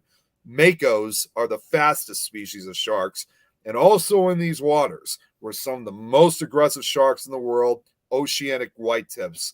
And we also recently discovered there actually may have even been a 5th species, which may have been tiger sharks, which is a type of shark that will eat almost anything. But no matter the sharks, all 5 species can grow to over 10 feet long, or tiger shark can grow even bigger, and all are easily capable of killing humans. So to this day, like I said, it's still regarded as one of the worst shark attacks in history. But like I said, most of them actually died from exposure, diseases, blood loss. 500 plus, only 317 survived, and 500 plus men died in the water. And now those 500 plus didn't actually die from shark attacks. I think a very tiny portion of them probably were, but the sharks inflicted most damage after the men died. Some of the recovered bodies were stripped to the bone. Yeah, I mean, I think Quint in Jaws painted a very grim picture of what it would be like to experience being out on stuck on that water after getting out of the sinking Indianapolis. You just survive that hardship only to enter a whole new nightmare. Not to mention, where it's like you're just on that water, sharks literally below your feet. Not knowing when they'll attack, who they'll attack next. It could be you, could be the person next to you. But he did an amazing job just delivering that dialogue. Oh, he was great at it. And he was really telling. I'm sure it must have brought back a lot of horrific memories for the actual survivors, because at that time, because this was only 1975, it was only 30 years after World War II had ended, and this occurred in July of 1945. So it must have been, a horrific, setback for a lot of these people. In fact, the survivors, the few remaining survivors that are still here today, tell almost a similar story. They'll even say the first day they must have had 100, 150 sharks around them all day long. And it was just a horrifying experience, being in the water, don't know if they're coming to get you. Yeah, man. Oh, Jill wrote this down. Oh, my pleasure, Jill. Wow. So I know this isn't the Shark Tank movie, but it is Deep Blue Sea. I like the Abyss with the intelligent sea creatures, alien. Like it's pretty cool idea that an alien life lived way down in the ocean. Yeah, that is a pretty cool concept. That's what I love about the Abyss, and it's funny you bring up the Abyss because goes back to a pretty strange era in 1989 where there was a whole lot of deep sea monster movies that were being released at that time, like with the Abyss obviously being the most successful. I absolutely love everything about that film. But then there were other ones where it was like Leviathan, which was pretty much like Alien underwater. And let's see, Deep Star Six. I wasn't too crazy about that one. And then there was this god awful one that was featured on the new season of Mystery Science Theater 2000. I think it was Lords of the Deep. I think it was called. Oh Yeah. my So gosh. it was a strange time in 1989 releasing films like that. Well, it was also around the same time too. Like, even though it's not an underwater movie, of course, that's when they started making Godzilla movies again. So you kind of have to throw that in too, because he emerges from underwater sometimes. Yeah. So technically, Godzilla is a deep sea monster. Yeah, that is true if you think about it. Oh yeah. Um, Uh, so yeah, Jaws. First one is obviously the one that really was a huge milestone as far as filmmaking. It's inspired. It's really changed the way we make movies. It's also like inspired some good things and some bad things. Like in terms of sequels and ripoffs. I mean, the I remember like one of my subscriber, Mr. Nice Guy, was like asking if I liked Jaws 3D. It's just okay, at least compared to Jaws: The yeah, Revenge. Yeah, Jaws: The Revenge. Yeah, never again. yeah, that one. That's like the movie we never talk about. No, never. um, Oh, I I found. should. One thing I Go ahead. forgot to mention. Yeah, Jaws 3D. There was like this one big, this one moment that I just can never get out of my head. You know how the first death in the film, like where it was the maintenance guy who was fixing up the gates, and yeah, he gets attacked, and it has like and you see like a severed arm. Then later in the film, you see the rest of the body that goes with that arm surfacing where in the aquarium, where you see like all these people and they're screaming. That moment when the body pops up, there is a part where the guy pushes a girl face to face into the glass, face to face with the horribly mutilated corpse. Oh my I'm like, god. why would anyone do something like that? Yeah, like I would ask that question too. That's just sick. Like Jeremy makes what's going on in that guy's head though? I want to say ask him. It's like, oh my god, it's a horribly bloody, mutilated corpse. Here, hon, go get the face away. Like give him a kiss. yeah. Jeremy makes a good point. Every groundbreaking movie is going to inspire other awesome movies and also real stinkers. That's so true. It's the story of Hollywood. That's Hollywood in a nutshell, right there. So Godzilla is a shark too, but a monster. We love Godzilla. Oh, here, Mr. Nice Guy was responding to what I said about that face-to-face corpse scene. My God, wow. Yeah. That's scene in a nutshell right there. Oh my God, wow. Oh, I found that comment. Here's what I was looking for. Adam said, in this regards, like I said about Quinn, he said, turns out he gets the Indianapolis date wrong in the movie and begs the question if he was really there or was just a crazy fisherman. It's kind of hard to tell because if you remember that he also had he had that tattoo which was removed from because they pointed out to him and it was regarding the USS Indianapolis. That interesting theory, like how it could his experience could with Indianapolis, like so basically that implies that it may not have happened with him. Or maybe he knew someone that happened to be on it. Because again, there would have been a lot more survivors back in the 70s compared to today. So he probably would have met survivors from the Indianapolis. Oh yeah. Here, Jill's saying, I really miss all the special effects from the old films. That was just the fun of it. All to just miss that. Yeah.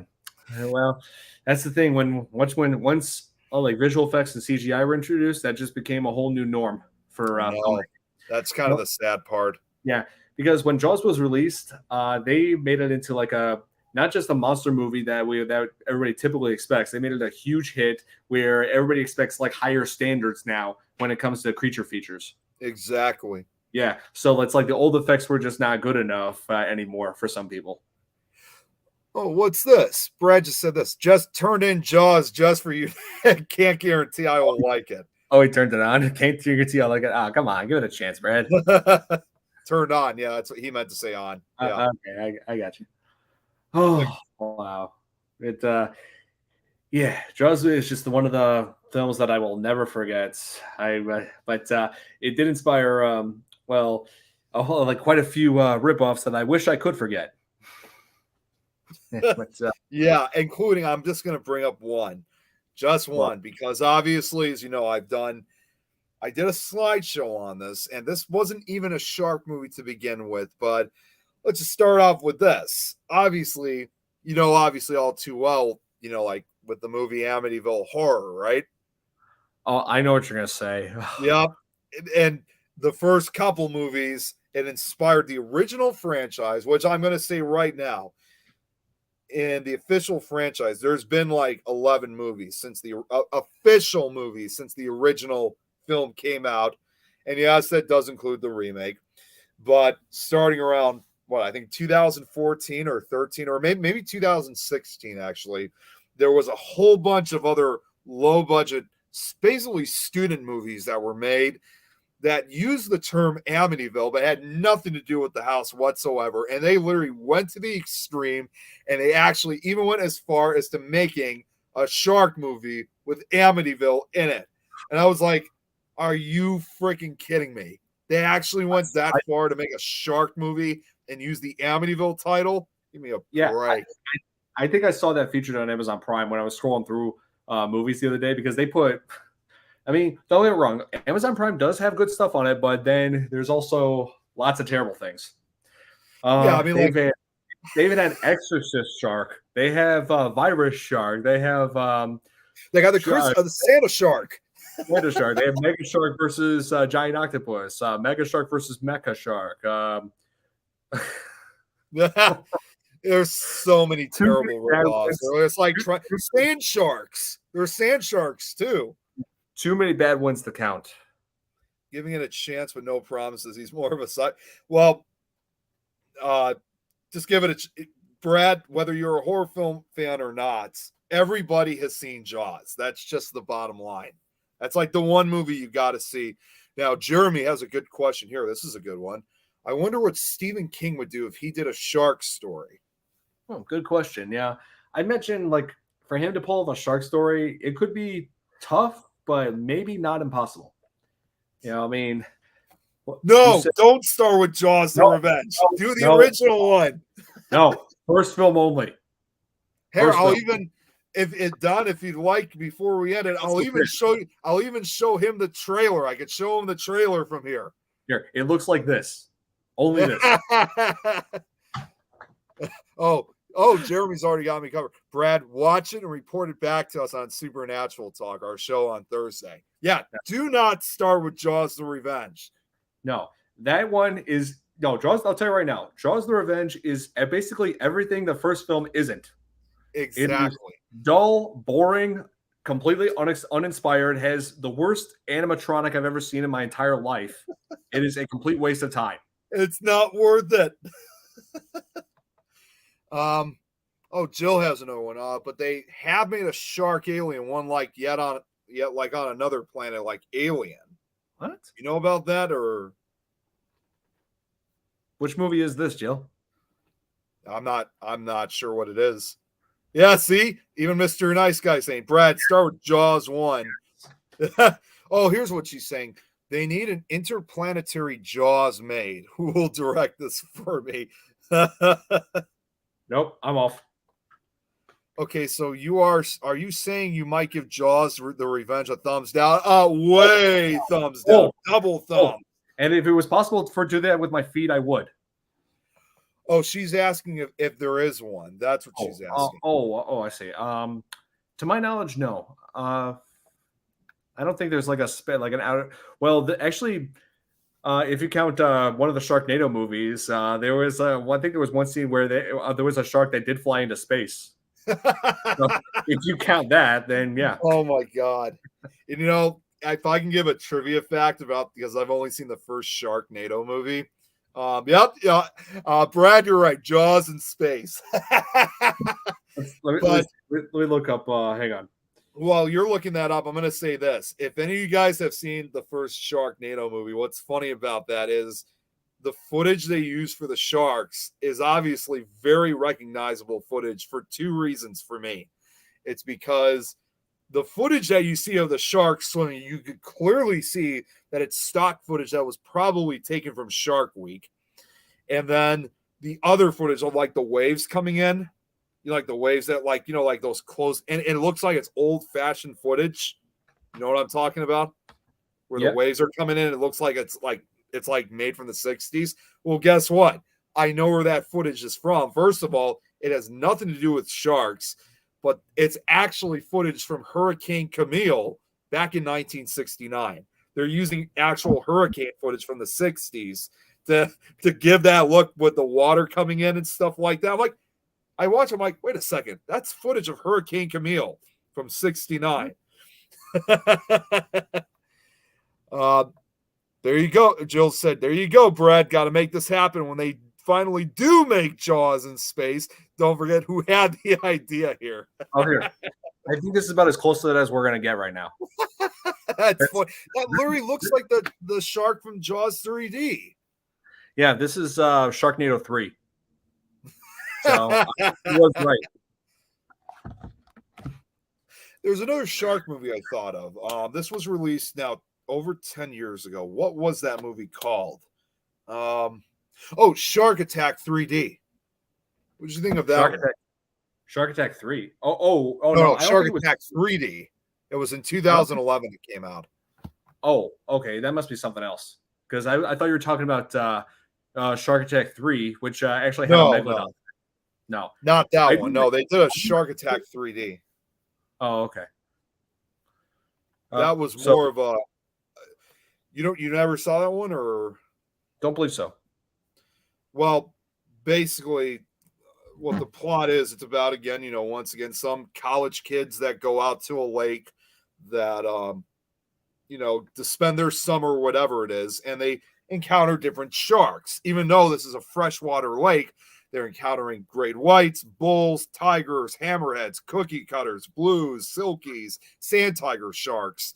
All these other, with the exception of the bull, all these other sharks that could never survive fresh water.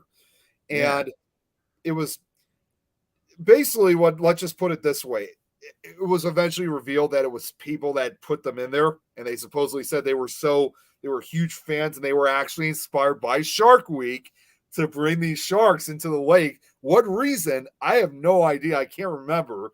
But, the fact of them trying to bring all these sharks and somehow survive fresh water and kill these people, that's like, even if you tried doing that in real life, there's never a chance.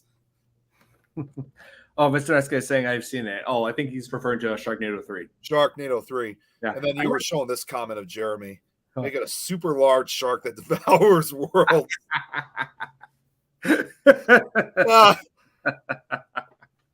All right, I want to see who has a shark fin hat or something. Somebody must have one to show us.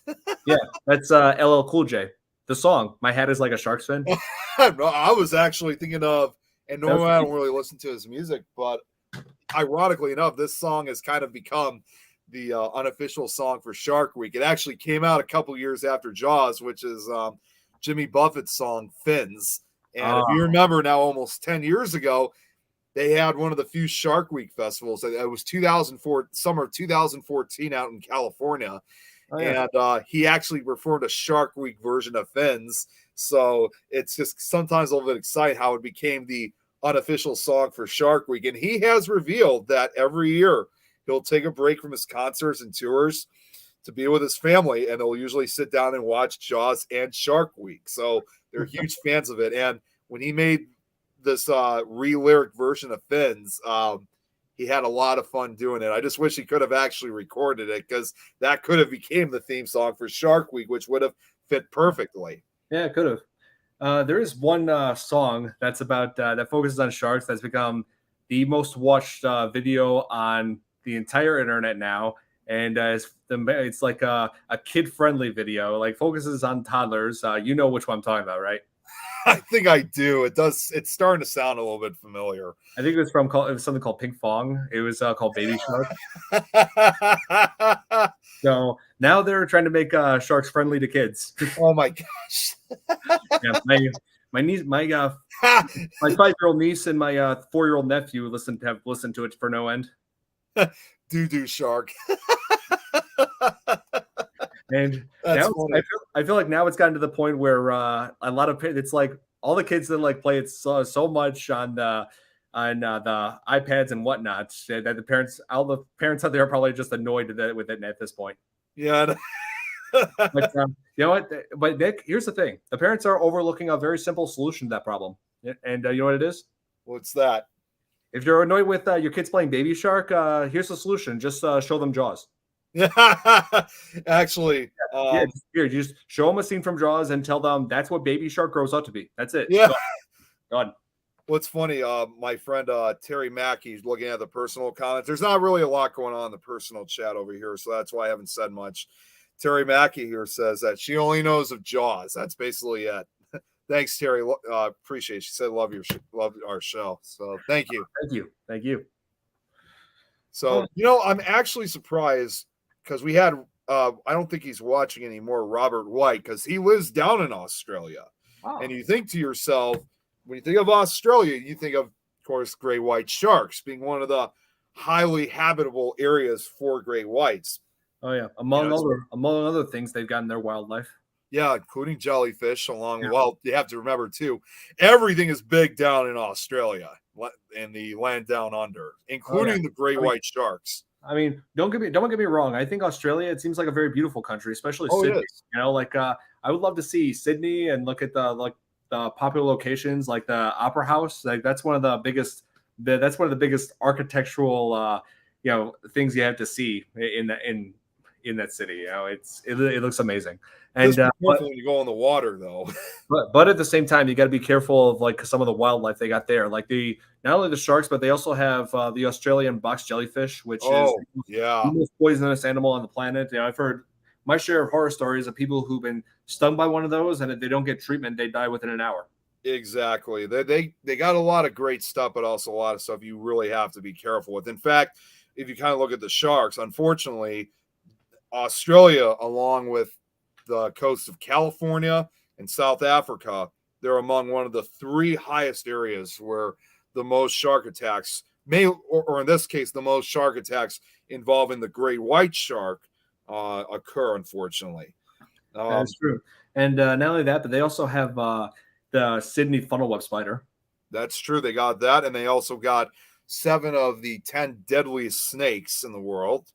Yeah. So you got to watch out for those. And then also finally, you also have, like anywhere else, you also got crocodiles, and especially if you're out in the rainforests or the savannas or even some of the outback areas. Oh yeah, you just gotta be careful. You just gotta be careful where we step. Robert here said earlier, interestingly enough, because when we were talking about certain things that you always have to be careful also on land, he said, surprisingly, even though he lives in Australia, we have a lot more things trying to kill you down here on land rather than in the water, which I would not be surprised by. Yeah, I believe it. Yeah, if I ever go to Australia, like I said, seems like a great place to travel. Like all kinds of great things to experience, but at the same time, you just got to be careful where you step. It's like really the true way of saying, be careful what you wish for. Yep. Oh, here, Jill said, so what is your favorite shark film so far? Yeah, that's easy. It's Jaws. Yeah, Jaws. I mean, I love. Go ahead. Yeah, it'll always be number one for me. But I will say, Jill, if you check out my YouTube channel, there actually is video, my top 5 shark movies. I made it a few years back, but yeah, it's one of my most watched videos. So it shows like which shark movies I prefer, that I'm favorable towards.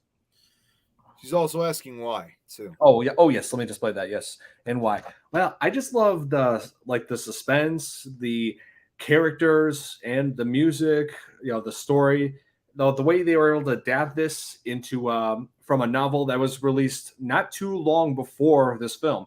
That is no easy task, and the way they just have been able to do this so the way they did is just absolutely phenomenal. And and this is just a true cinematic treasure. We'll see your YouTube on that too. So I appreciate that. Brad also said this. My daughter loved Shark Week until we were at the aquarium and a shark was coming up to the glass and I scared her. Well, seeing sharks can still be pretty scary regardless because they just have that fierce look. Of course, I think we all know the main type of species of sharks that you usually see at aquariums, of course, are the sand tiger, or also known as the ragged tooth sharks, which those are the ones that look very chilling. they have those. They have those like kind of large but still small, beady looking eyes. They have a pointed snout and a huge body, but it's those teeth that they have, which are just like a row of spikes. And everyone's always said, out of all the sharks, the ragged tooth is number one on the scariest shark list because of that feature. Yes. And also, and I don't mean to get a little gruesome, but even their birth tactics are gruesome because a lot of sharks usually will either give live birth or they'll lay eggs. So not many animals do that, but sharks do both. But with sand tiger sharks, like some species of animals, sometimes their young are born within their wombs. However, once those sharks are born, it's literally already a fight for survival because their teeth are already developing. And what they'll do is when one is partially fully developed as an infant, it will actually devour and eat because there's hundreds of other eggs as well as other shark fetuses.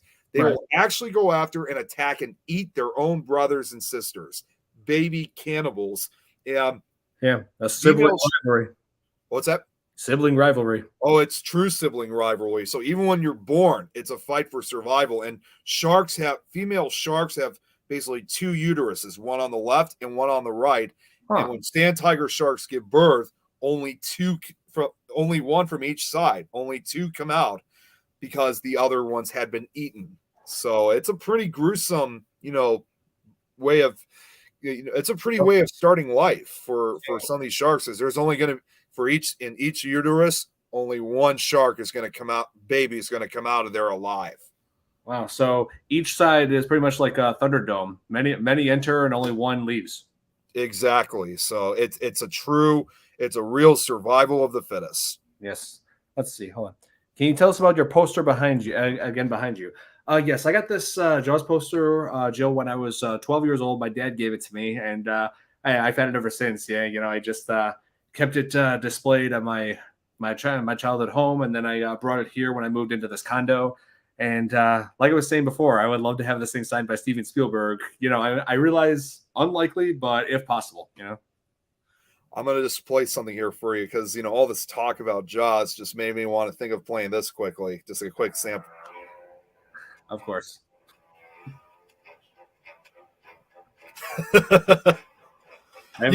You can never go without Jaws without hearing the theme song, even if it's just a small sample of it.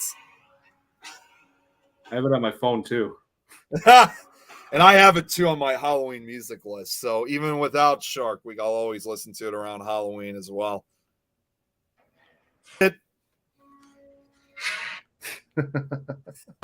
One of John Williams' finest. That along with the Indiana Jones music and the Star Wars music. Yep. Yeah, like I remember my favorite. Aside from the main theme song from Star Wars, I also love the Darth Vader theme and also the Duel of the Fates score, which they had introduced in episode 1. Definitely. Yeah, one of the best theme songs is Jaws.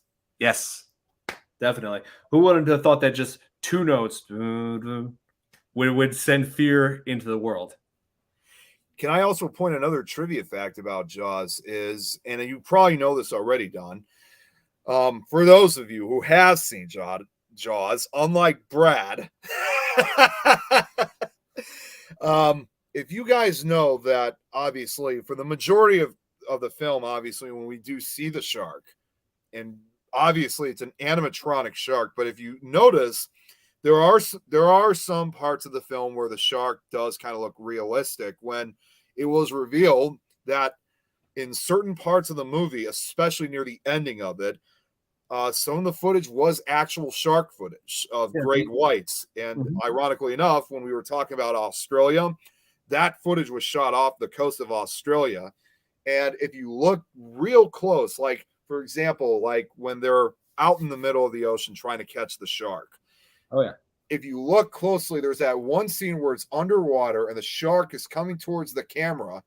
You might notice the shape of the boat is actually different because these were shot by actual scuba divers. And what their whole intention was when they shot this footage, because obviously this was shot for the movie using actual shark professionals, is they what they would do is they would go down several feet into the water and have the sharks approach them in front of the camera. So it was actually more than one real shark, but their intention was to shoot them up close to give them the look that the shark actually looked a lot bigger than it was. Because, the closer you get, the bigger it looks. So it may be in reality, it may have been, let's say a 15 to 17 foot great white shark. But when it's close up, it will look like it's 25, 30 feet.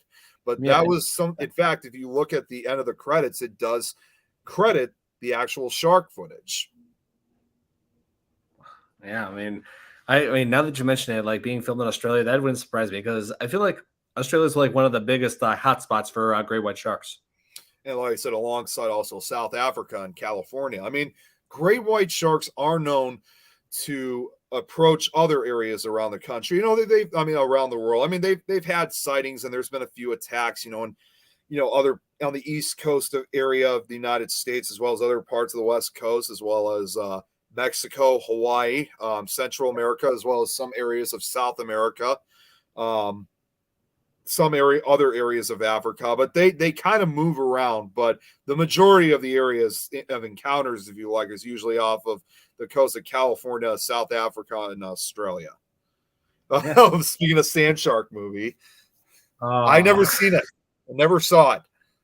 I didn't. I mean, I did see one scene of it where like this couple was having an argument. The girl walks away, like while the guy's like buried up to his head in sand and he gets dragged under, and that told me everything I need to know. But I was like, this just tells me everything I need to know about this film. Like, bad acting, bad effects. I mean, maybe I'll just watch it just to get a laugh out of it. But other than that, I don't know.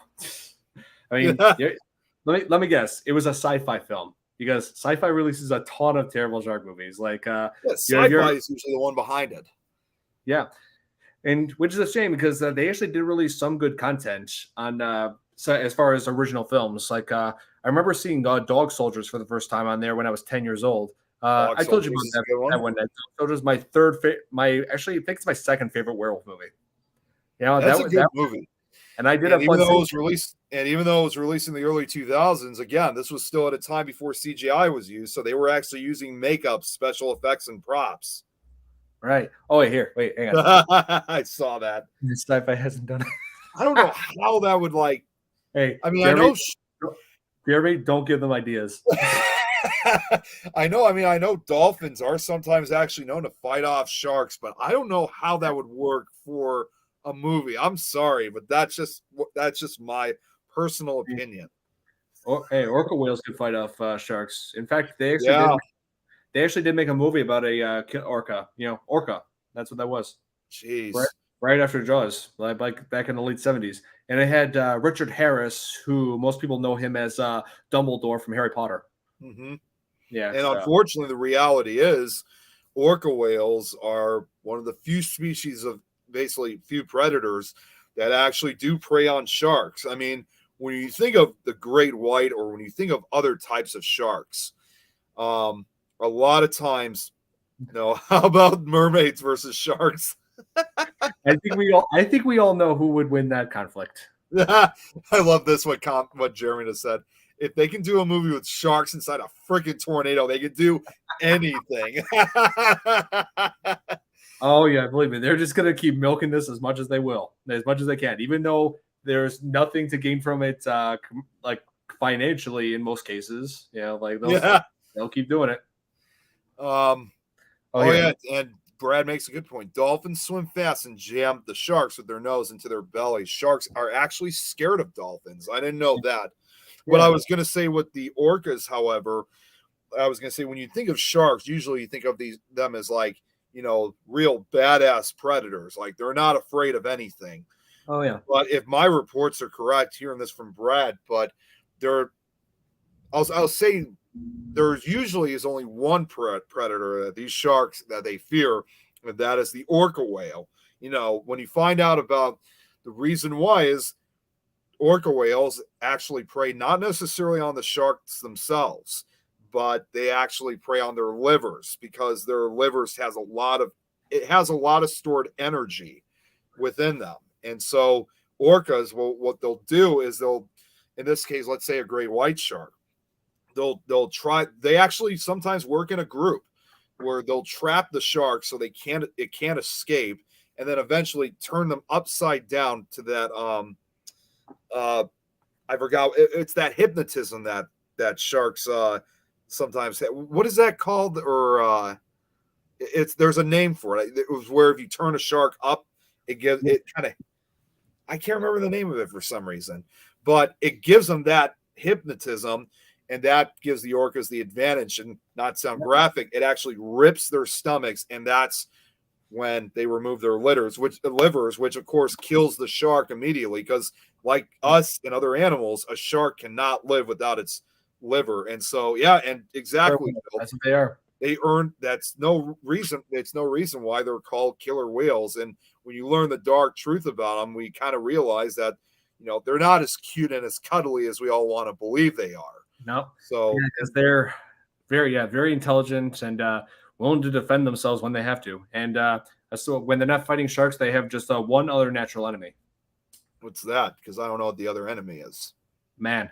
Oh man, yeah, it's true. Because and thanks to the orcas and us, it's no wonder why we're losing a lot of these sharks basically because of that. And there's been a couple of shark shows where they try to hunt for great whites, obviously, to document them, and they never show up. And they finally realize that the orcas are basically taking over the entire town. And next thing you realize sharks are no longer on the top of the food chain. So, oh, Angelo. hey, Angelo. Hey, Angelo, good of you to join us. Yeah, we were basically talking about the Jaws franchise as a whole, and also its ripoffs, and about sharks in real world, as well as my personal experience with a shark. The first time, yeah, see, and Jill just said this, and this is what we were talking about earlier.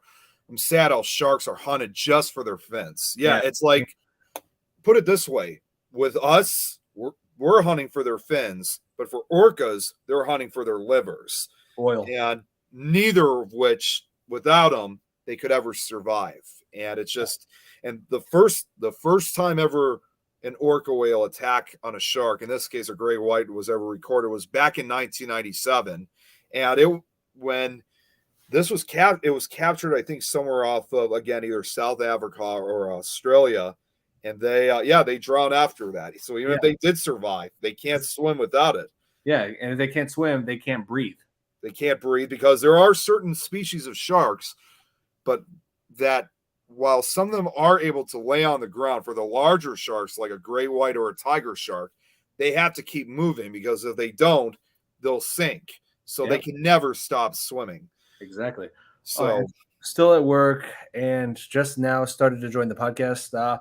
Well, hey, Angelo, if you can't watch the entire podcast, hey, don't worry. This will be on my YouTube channel as well. So you'll be able to watch the whole thing, my friend. But that video, though, that they shot back in 1997 was it was a huge shock because up until then, no one has ever seen such an attack on a great white shark like that before. Because we thought the great white shark and other sharks were unstoppable beings. Yeah. But when we started seeing, great white corpses show up, it was they were all killed, which still happens every once in a while. They're all killed the same way. The body is mostly intact except for the liver. It's just completely gone. True, very true. Oh, here, Don, have you seen Cruel Jaws? I have not seen it, but I know of it. I'm gonna see if I can like find a way to get a hold of that film. Like, probably just watch it online somewhere. But yeah, like I've seen. There's quite a few shark movies that I'm familiar with. Like a lot of bad ones, like the Sharknadoes, but the Devilfish, all that kind of things. And but there are some that I've not seen yet, such as Cruel Jaws, and let's see, there was Tintorera. I've heard about that one some time ago, but I have yet to see it. I'm just reading from the comments here from the person. Oh, Len Dorman joined. I love this comment he wrote. He's like, Jaws, wasn't that a James Bond villain? Yes, there actually was Wrong Jaws. Yes, there was a James Bond villain called Jaws. He was played by the late Richard Keel, and he was like a really tall guy. He was like probably I think he was in the 7-foot range. Yeah, he was huge. He was like 7 feet tall, even He taller was. than me. Oh yeah, he was, and he's the reason why he's called Jaws is because in place of like the normal everyday teeth, he has metal teeth, and that's his like means of killing people. He just like bites into rips their jugular. He looks more almost like, to me, in my opinion, almost like an early version of the Terminator. That's just how I think of him. And I believe he is he's featured in some of these James Bond films that I have 2 of them actually. He was in what was it? The Spy Who Loved Me and Moonraker. Honestly, with his height and his intimidating look, he did have a supervillain look about him. So, He did. He actually absolutely did. He's like one of the most memorable James Bond villains. Secondary villains, like kind of like a villain sidekick. That along with Odd Job from Goldfinger. Even though, ironically enough, the entire time you see him, he never talks really ever. There is one time. One time. Yeah. Have you seen Moonraker yet? No, I haven't. Oh, okay. He talks basically. That's all that's basically kind of answers my question. Damn it. I spoiled it for you, man. It's fine. I get, me. I'm probably going to forget as time goes by. Hopefully. And then finally, Greg Coase here on the comments here said, I knew a guy in the Keys that reminded me of Quince. And yeah, good to see you too. He said at the end, good to see you guys. Yeah, great to see you. Oh, here, Billy Mount says, I prefer Sharknado 2 over the first one. I know, like, well, it may be a little bit better than the first one, but for as far as I'm concerned, all of them are just absolutely silly flicks. Yeah. Angelo, oh, here, Angelo, the first Jaws movie. The first Jaws movie was the first one I have watched. Yes, that's how it should be. You need to watch the first one first. And I watched it with my brother and cousin. My dad called us, said that there is a shark movie on TV, and that's when I first saw the movie Jaws when I was like 7. Yeah, I had a very similar experience to that. My dad had me watching it like when I was 5 years old because my dad absolutely loved Jaws. He saw it in theaters. So when it was first released that summer back in '75, he was still in high school at that time, and it was like the must-see film of that summer. Yeah, I mean, the first summer blockbuster, and it's also the film that inspired me to study film. Hence why I have this poster right next to my film collection because this led to this. Wow. Yep. As far as I can remember, Jaws is the only shark movie I've watched. Wow. And your experience with shark movies is all downhill for you from there, my friend, because nothing ever beats Jaws. I still recommend him to check out The Shallows and The Meg, because The Meg especially was just so much fun. It's such a great movie. And you know what the weird thing is about that film was that even though it was a shark movie, which, believe it or not, before it came out in 2018, it was actually picked up. It was a novel too back in the late 80s, and it was actually picked up to be a movie back in the 1990s. But for several years, it was in development hell. But get this, The Meg actually was supposed to be picked up by Disney. It was actually going to be a Disney movie, which I'm like thinking to myself, you're kidding me, right? Oh, come on. Disney. I've read the book The Meg when I was in high school, and to think that Disney wanted to get their hands on that, like, okay, for what possible reason? Well, if you think about it, they're kind of doing something now because, as some of you guys know, Shark Fest which is Shark Week's competitor and rival, National which is currently Geographic. broadcasting on National Geographic. First off, it's their 10-year anniversary this year. They started 10 years ago. And also for the next 4 weeks, not one, 4 weeks is going to be nothing but sharks. So truly a way to capitalize on the success of Shark Week. Oh yeah.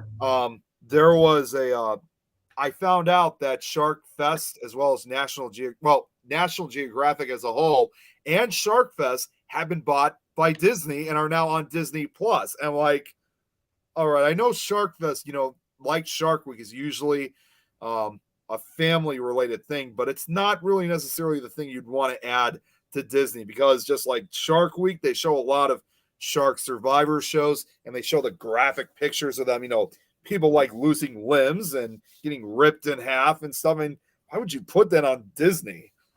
I don't get it.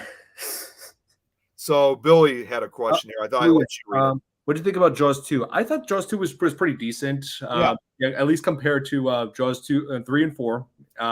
Fourth one we will not speak of. We just had a lengthy discussion about that earlier. So, but I will say this: Jaws 3, it was like more. It was bad, but a silly kind of bad. Yeah.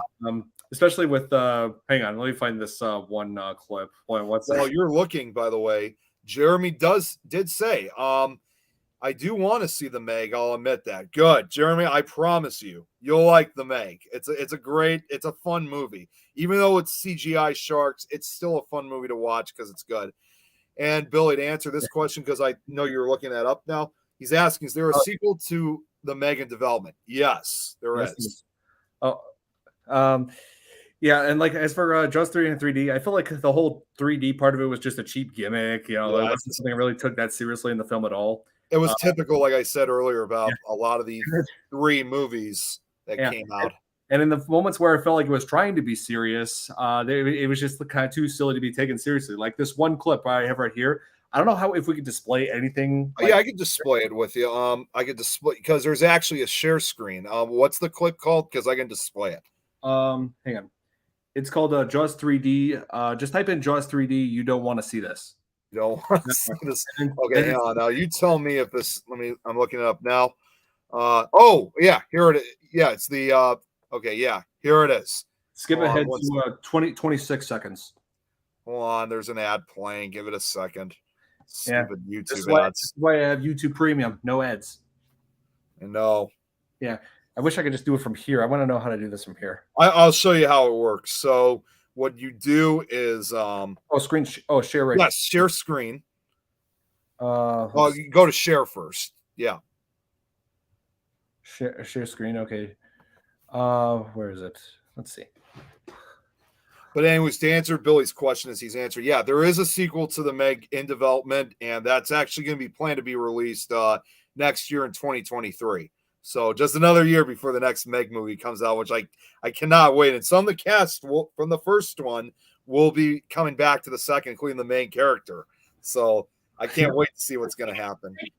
Okay, there's this one clip that I got to point out. Hang on. You got it? Yeah, I got it here.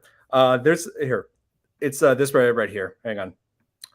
Where they find you got it. There you go. Right here. Okay, here's what's too silly for me. Look at this guy pushes her face to face with the dead body. Full screen it because that would be better to show. Yeah, there you go. He like right here. Like of course he's rising up. Like he pushes her. What was that? That's just insane. That's come on. Like, are you joking? Why would you're making the experience even more horrifying for that poor person? Like, here, there's a horribly mutilated corpse. Give it a kiss. Here, Susie. Ashley, give it a kiss. Now, the return of the Fossa had said, have you seen Jaws 19? What's that? He's referencing Back to the Future too. Oh, okay. I get it. Nick, we also got the Marvel Netflix shows on Disney Plus too, since they're all TVMA. Yeah. Yeah, like as for Jaws 19, glad like I said before, glad that's not a thing, but from Back to the Future Part 2, but I am still waiting for the flying cars. Yeah. Oh, Angelo makes it. Where are the flying cars? Where the hell are the flying cars? Oh, Angelo makes a good comment. This is what we were talking about earlier about megalodon. It was a Oh, megalodon tooth that was found. oh, in Whose Bohol. megalodon used to swim here in the Philippines? Wow, Man, well, that's glad those that's insane. glad those things are a thing of the past because if megalodons are like as big as like 50 or 60 feet, I don't see how they'd be afraid of attacking people. Oh, and those things were like they were unstoppable, and there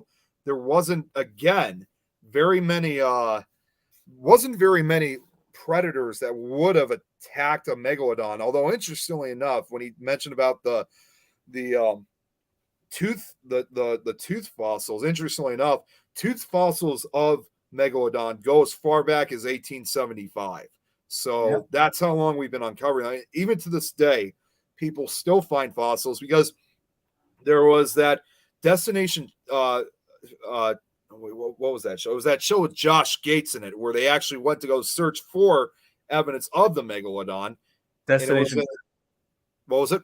destination truth. Destination Truth. Yeah, I wanted to make sure because there's a lot of shows that start with destination now. Flying The cars, flying cars, the self-lacing shoes, the self-drying jackets. don't forget, hey, don't forget the hoverboards.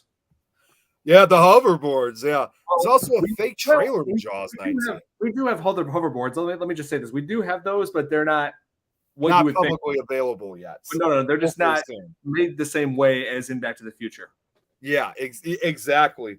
But no, when Josh Gates went to investigate, I think it was somewhere in a desert area of Texas, I think it was, or it was somewhere in the southwestern United States where they actually uncovered, a few of the shark teeth, including a megalodon fossil.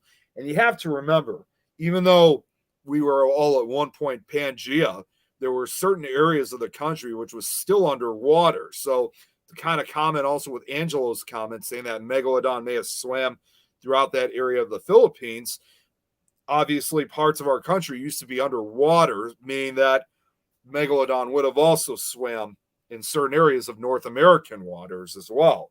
It was probably a worldwide shark. Yep. Let's Oh, see. Jill's. Oh, I'm sorry. Go ahead. Sorry.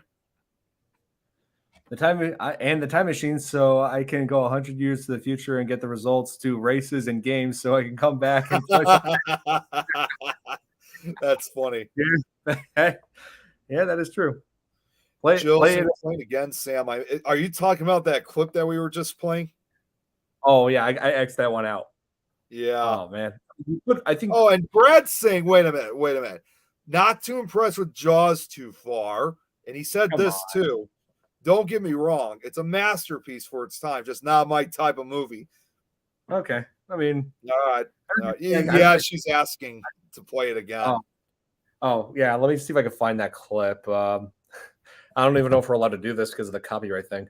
Well, I've played movie trailers on this before, so if you show like a brief clip or something, you should be fine. I actually wanted to ask Don before we end. Do you mind if I show the trailer for Jaws? Go ahead. Well, let me you play your clip first, but I'll show the trailer before we end for tonight. Okay, here, share screen. Let's see the Chrome tab. Yeah, this is like the biggest what the hell moment of the entire film. Yeah. where the body like appears here, and look what this guy does to this girl. Right here.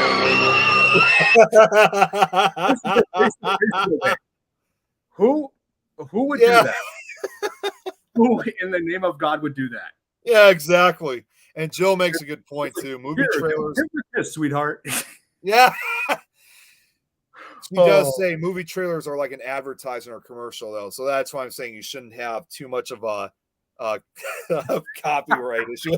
Yeah, Jeremy. I've been saying that for years. He's like pushing the girl in to make them kiss.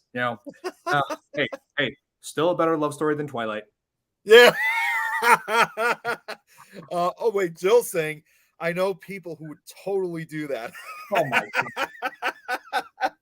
They must be some funny. There's some sick people out there, man. Yeah, really. There is. They're just cowards if they're gonna do something like that.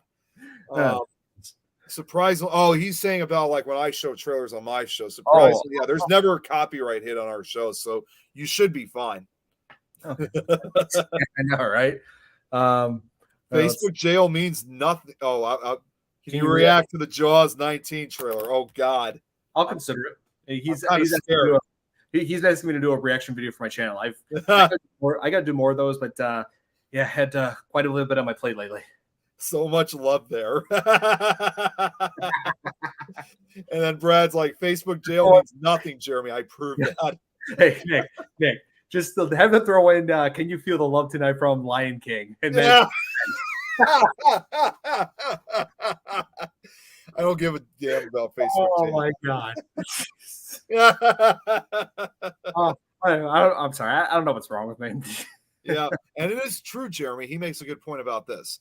I have publicly stated and commented that Facebook is stupid and its workers are idiots because anytime you show something, even though we could show movie trailers and clips, there's always other issues like when you're trying to show stuff on Facebook, even if it's your own.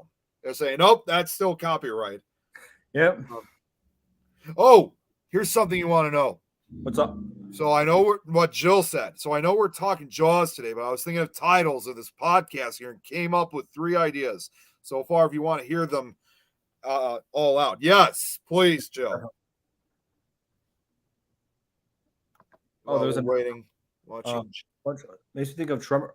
Oh, yeah. Tremors is actually another childhood gem of mine. And hey, Nick, we should definitely do a episode on Tremors in the future. Definitely. Tremors franchise, yeah, because that was a childhood gem to me. And you know what's ironic is that because just like we were talking about with sharks, like with Megalodon, with my cryptid knowledge, yeah, Tremors actually, believe it or not, is based on another cryptid. But I'd rather save that for another episode. But I'll tell you about that. I can tell you about that for the next show when we do it. Yes, Tremors was epic indeed. Yes. It really is like the desert version of Jaws because I think the graboids in those movies said, they're basically what the sharks are in the ocean. These are the sharks of the desert, the true sand sharks. And I will say this: I do love how Tremors pays a lot of homage to 50s monster, 50s B movie monster flicks that take place in the middle of nowhere. It pretty much has all those aspects of it. Yeah, but they just threw some 90s humor into the mix. I was gonna say it's a lot. Tremors is a lot of fun. So oh yeah, and I love how Kevin Bacon's performance in that and also the actor Fred Ward, who unfortunately is no longer with us. Yeah, I know he recently passed away. Sadly, I got the name of your show. Everyone is great, but Brad, he hasn't watched Jaws. Oh, here's the other names that she came up with. Oh, okay. Night of the Living Horror Story Time, and wait for it, Horror Terror on Elmy Street. I know people have made fun of made that joke in my name for years, saying Nightmare on Elmy Street. That's odd. I actually like that. Yeah, a lot of people have asked me what kind of a name is Elmy. It's Italian. Yeah, I figured it was an Italian last name. And my last name is also Italian too.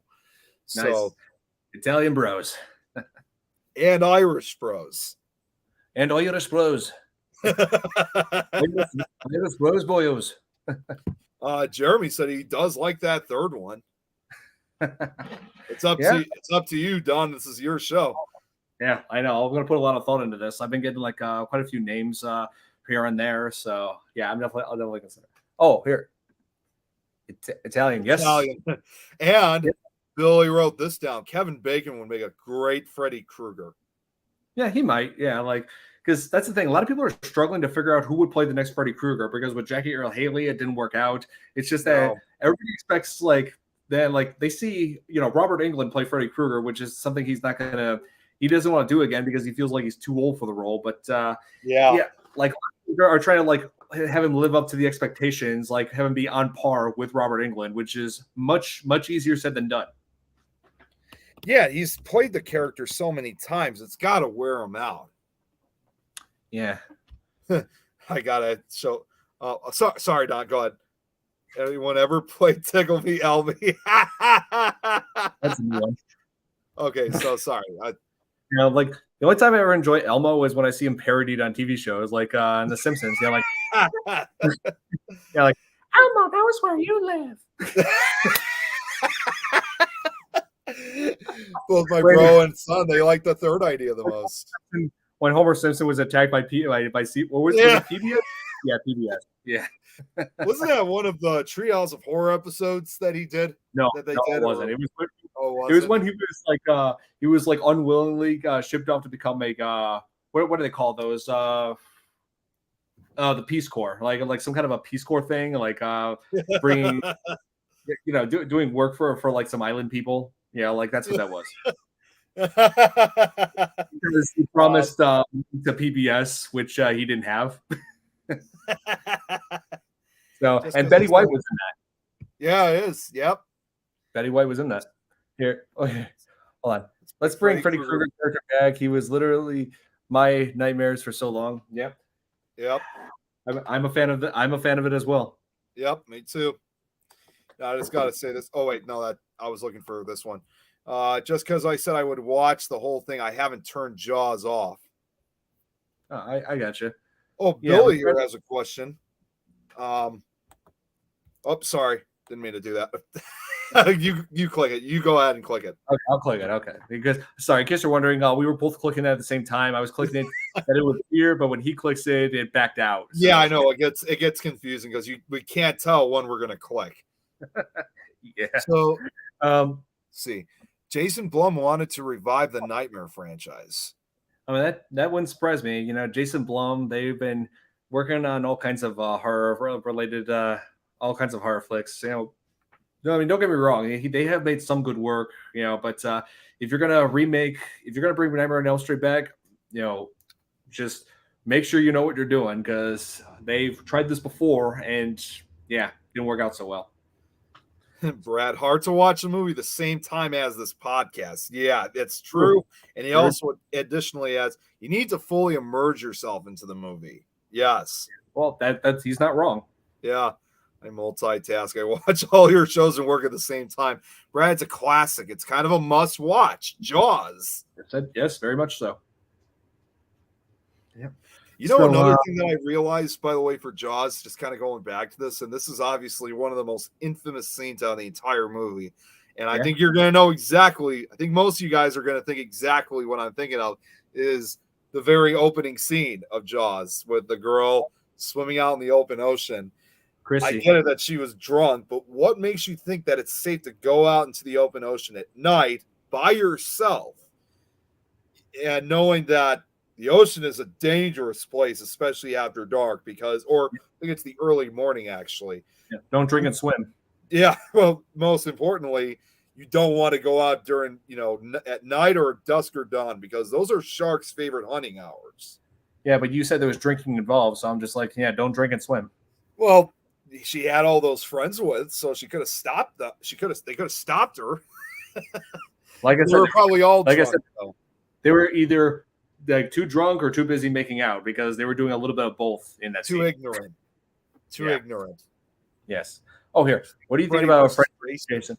I mean, I consider that one of the best crossover films overall. Not the best Freddy film, not the best Jason film, but I have seen worse. I have seen much worse. Yeah. I mean, that was a pretty big thing for Robert Englund to go out on as far as the role, because after that he had retired. Well, with one exception, I believe there was a sitcom where they parodied Nightmare on Elm Street. They had him reprise Freddy Krueger. I'm trying to remember which sitcom that was. That's awesome. Yeah. Brad is a multitasker. Jill said, though, he can do it. She wanted some noogie. She wasn't thinking right. That's all teenagers. Yep. In horror films. Horror movie teenagers in a nutshell. Yep. After I get done with the Lord of the Rings series, I'll watch Jaws again. Nice.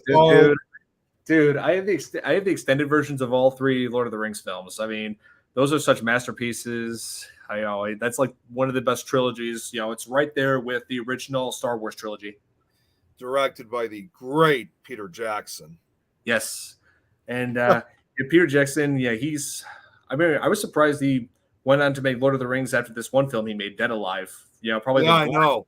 one of the You would have goriest never movies I've ever expected. seen. You would have never expected someone like him to make such Yeah. graphically but comically cheap like horror films, and then make like one of the greatest trilogies since Star Wars. Yeah, pretty much. Oh my Well, God, Jill. I'm pretty sure Brad is also in the middle of creating a cockroach rempot or music box for niggas we speak. Just got done watching all the Hobbit series, and now what in the Return of the King. oh yeah, the Return of the King is definitely the best. It's like it's essentially one big long ending, but it's definitely the strongest of the three films. You know, I mean, and besides, it's one of three films that have ever achieved this one rare accomplishment in the Oscars. It won 11 Oscars, including Best Picture. Wow. The only two films that have ever done that were Ben-Hur and Titanic. Wow. Incredible. Amazing. Lord of the Rings is number 2 on Brad's favorite trilogies, right behind the original Star Wars. There you go. And I love Jill's comment. Don's eyes just lit up when you mentioned Lord of the Rings. What can I say? I love that trilogy. I mean, it's a good trilogy. It's been years since I've seen it, but but I have this. I have the extended versions on Blu-ray. So it comes in this nice golden box. I just love it. Jill's asking, let me see your shirt, Don. Can't see the whole emblem. I guess you have something. What is that? It's the Triforce from Legend of Zelda. Oh, okay. Nice. Yeah. I mean, it's one of my favorite game franchises. Yes. Finally finished, Jeremy said, finally finished reading the Lord of the Rings book so he could watch the movies again. The difference is, man, those books got to be long as hell. They are. It's pretty much like you know about Stephen King's The Stand, right? Yeah. Yeah. Well, it's pretty much as long as that, almost. Wow. So I gotta ask. I mean, is it even longer than like the Harry Potter books? It's got to be like 500 pages. Harry Potter books combined, probably not. But oh my God, he just put it down. Yep, 1,138 pages. So it's like 1,000 pages. Holy cow. That's like a book that you could just basically spend the rest of your life reading. That's what I thought about The Stand, but I managed to finish that in one summer. So well worth it, though. Probably Stephen King's best. Let's see. Love Legend of Zelda. So do I. I love Breath of the Wild, and also I should point out, Nick, I've been excited because I just got a Switch, recently. So and I've been playing Breath of the Wild on it like crazy. Cool Zelda. Jill said she got the same shirt for her son a couple years ago. Nice. I actually turned on I forgot this movie got him to watch all the Lord of the Ring movies. He didn't want to wait. Yep. I love you even more, Don. Oh, how sweet, Don. Why? Because of the Legend of Zelda thing? I mean, there were several games I love. Ocarina of Time and Majora's Mask and Skyward Sword. Those are the ones I love, but Breath of the Wild is definitely topping the list for me now. But now that I have the Switch, I've been told not to play the what is it? Jill just wrote this. Sorry, Nick, he just beat you by one.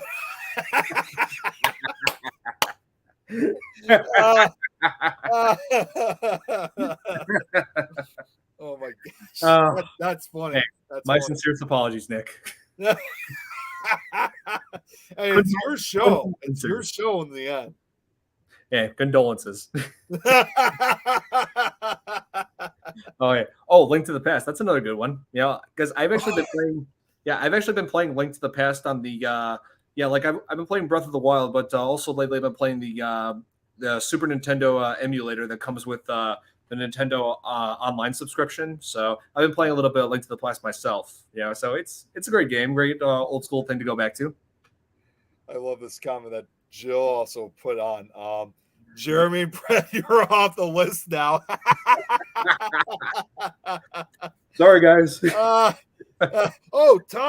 Tom's here. Good to see you, Tom. Awesome. Hey, thank you for tuning in, man. Haven't played a Zelda game since the original NES version. Back when it all started. Yeah, that's when they released the two games. It's weird how they kind of jumped to the side scroller thing and that kind of gameplay in the second game. But, right. Yeah, but enjoyable nonetheless. But So, yeah, I think that would be a good stopping point here, Nick. All right. Well, just before we call it a night, I'm going to show the trailer. Just as Yes. like I said, can Yes. I also point out one final thing? By the way, just one final thing about Jaws, because I don't know how we ended up with Lord of the Rings and stuff. Um, And because we're well, responding to the comments. yeah, I know, but I've told you though, there are times we're going to be off track sometimes, Oh but yeah. it's sometimes fun to do that too. You know, one final thing I should let people know about with the movie Jaws, and Don, I think you know this, is that as hard as it believes with Jaws, um, believe it or not, it actually is partially based off of a true story based on the 1916 Jersey Shore shark attacks. That Yes. should be, I thought I should make a quick comment about that, in which in July of 1916, there were, well, I think about 6 shark attacks. Three of them occurred in one day. And it was this, along with the Indianapolis of what I was talking about earlier, this was really the one event that actually did inspire the movie Jaws. In fact, there are some characters that real life people that actually were kind of, some of the characters in the movie Jaws was kind of based off of these real life people that experienced and, heard about what was going on. And you have to remember, again, like I mentioned earlier, in those days, people thought it was truly the great white shark, which they would have thought, um, they would have thought it would have reached out in wakes. And also, they, in those days, again, they thought the only true shark that was actually a man eater was the great white shark. And Yeah. now we know that, obviously, we now believe that the real killer, the real killer out of this was the bull shark, because again, they're known to live in fresh water. Yeah, you catch those So, things like I've heard all kinds of stories where people are catching them down in the Mississippi River, fresh. yep, we get them. We have them in the Mississippi. There was actually there was one case back in 1937 where men were actually boating up, and I just heard this yesterday on one of the Shark Fest shows that they actually pulled out like an 8 or 9 foot bull shark out of the Mississippi River. So ironically, near all, and Jeremy, get this, because we're going to be going there in a few weeks. Ironically, it was near the town of Alton, Illinois. So, Oh because you man, have Mississippi River right next to that town, and they put it made it. this way, everybody knows Alton, like at least us, everyone knows that Alton is one of the most haunted small towns in America. Wait, But so also, it was the site and basically the proof that bull sharks actually lived in the Mississippi River, and that was the case back in 1937. the bull shark made it that far north. Oh, yeah. I mean, that definitely proved they're far hundreds of miles away from the nearest ocean, from the Gulf of Mexico. Holy crap. So they do live in that. They do live close. It's probably the closest we'll ever have with sharks. But you have to remember, in the case of the Jersey Shore shark attacks, though, you have to remember shark research in those days was still in its infancy. And like I said, the great white was believed to be the only one that was a man eater. So unfortunately, most other sharks, including the bull shark, back in those days, if people encountered them, they actually thought they were safe if they were with them. They only thought the great white was the only culprit. And now we've learned that actually it was the bull shark. And as a result, there was like, after the 6 attacks, I think 4 of them were fatal. The other 2, I think one of them lost his leg. He wasn't able to walk for the rest of his life. It just happened so fast. So put it this way, Jaws, it basically is the 1916 shark attacks, but it's set in the 70s. Although if you listen carefully during the scene where the main characters are arguing with the mayor of Amity Island, you actually do hear them say, there was an attack back in 1916. So even the real attack is mentioned in the movie. Yep, that's true. So it's a lot of interesting stuff. I mean, there's a lot more to with the 1916 shark attacks, which, of course, obviously, we don't have enough time to go over that. But just an interesting fact for people to know that it was based off of a real event. Yet, of course, the movie wasn't made because this was long before, Steven Spielberg was ever born. The movie wasn't made until about well over 70, almost 50, 60 years later. It's true. Oh, here. I'll probably have a nightmare due to all the shark talk. I loved it. That was so much fun to talk about. Yes. Bullshit. Well, Well, well, that's the thing. They're one of the very few sharks that can survive in both fresh and salt water. yeah, because what they have is they have a special organ in them, and most sharks have a particular organ which allows them to breathe and live in salt water.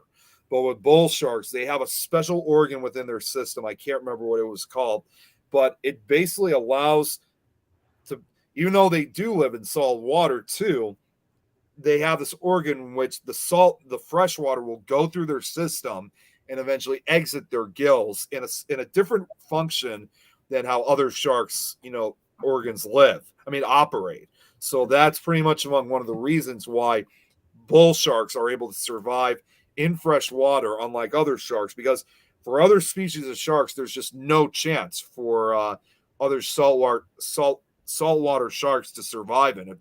If they tried living within the fresh water, they won't last out. They won't survive for long, unfortunately. So it's only the bull shark that can. Yeah. So Nick, why don't you play the Jaws trailer? Yep, I'm getting that right now. All right. Okay, good. There's no ad this time, so bear with me for just a second. So to kind of end it all for tonight, guys, I thought we should have a very important part of this for those who still haven't seen Jaws. Yeah, you know who you are. Now you tell me if you could. You tell me if you could see this. All right, because sometimes it doesn't always work with sharing. Oh, pull it up. Let's see. All right, do you see it now? Yes. Okay. Here we go, guys. Oh, damn it! What'd you do? I accidentally pressed stop sharing. The mouse is acting weird. Yeah. I'm using my laptop. Don't forget. Yeah, you do what I do. Get a Mac. Let's try this again. All right. And this time I'm just going to say hide. All right. Can you see it? Yeah. Let's see. Come on. Okay. Here we go. There is a creature alive today who has survived millions of years of evolution without change, without passion, and without logic. It lives to kill. A mindless eating machine. It will attack and devour anything. It is as if God created the devil and gave him jaws.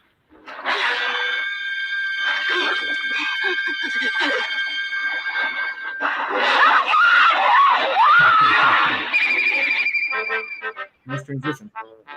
This is Universal's extraordinary motion picture version of Peter Benchley's best-selling novel, Jaws. I just found out that a girl got killed here last week. And you knew it. You knew there was a shark out there.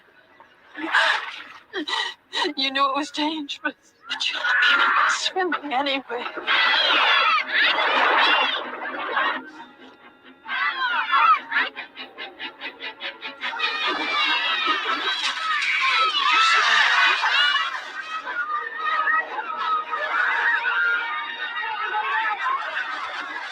all psychological. You yell barracuda. Everybody says, huh? What? You yell shark. We've got a panic on our hands on the 4th of July.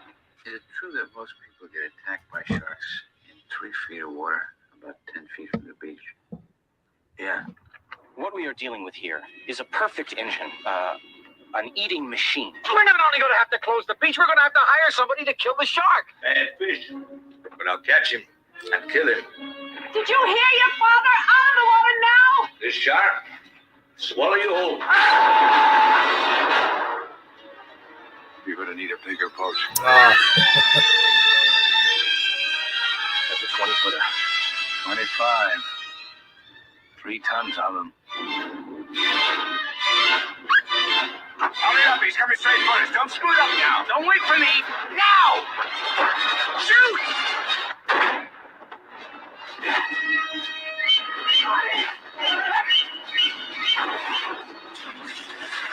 What's he do? Give him room! He's trying to run! Oh!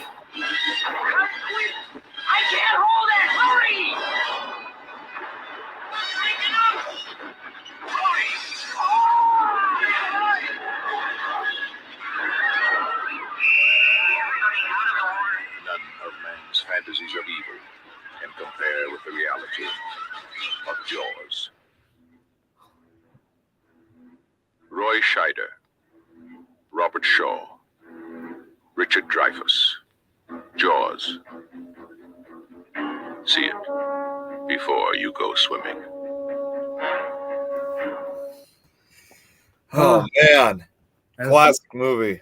As iconic as I remember it. Oh, check this out. Tom said he saw Jaws in 1975 in Springfield, Illinois. My dad saw it in 75 at the patio theater. Jerry's like, hey, Nick has less than 10 tabs up. Because last time I was sharing the screen, I had so many tabs open. Yeah, close out your tabs, man. I'm actually trying to get rid of them tonight. There's just so much else going on.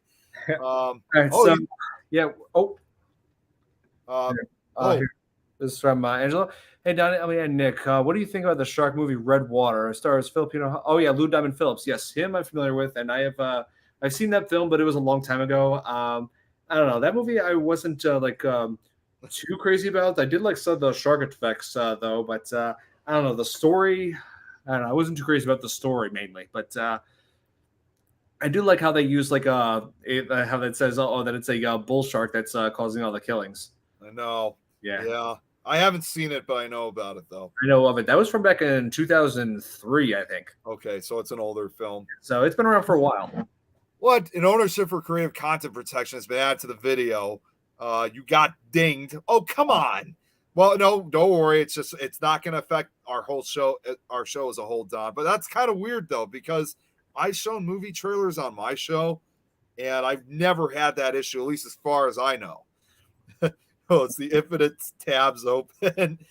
Brad said he's already halfway through it. Oh, nice. Okay, so Nick, I think we're gonna wrap this up here. Yeah, we've been on for almost 2.5 hours. So even Jeremy said he doesn't get it. This was a great show tonight, Don. I mean, there were actually a few other shark movies I thought about bringing up, but I didn't really. I should have even brought up. Remember, not necessarily a shark movie.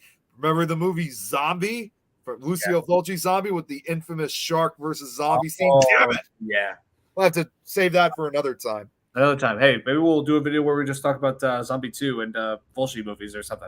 Yeah. I mean, it basically is the iconic is what you would call Jaws meets Dawn of the Dead. So it'd be kind of like a crossover, if you will. Yeah, there'll be other opportunities, man. Yep. Yeah. Thank you, Mr. Nice Guy. Yep. So Nick, man, this has been an awesome show. Yeah, really had fun with this one.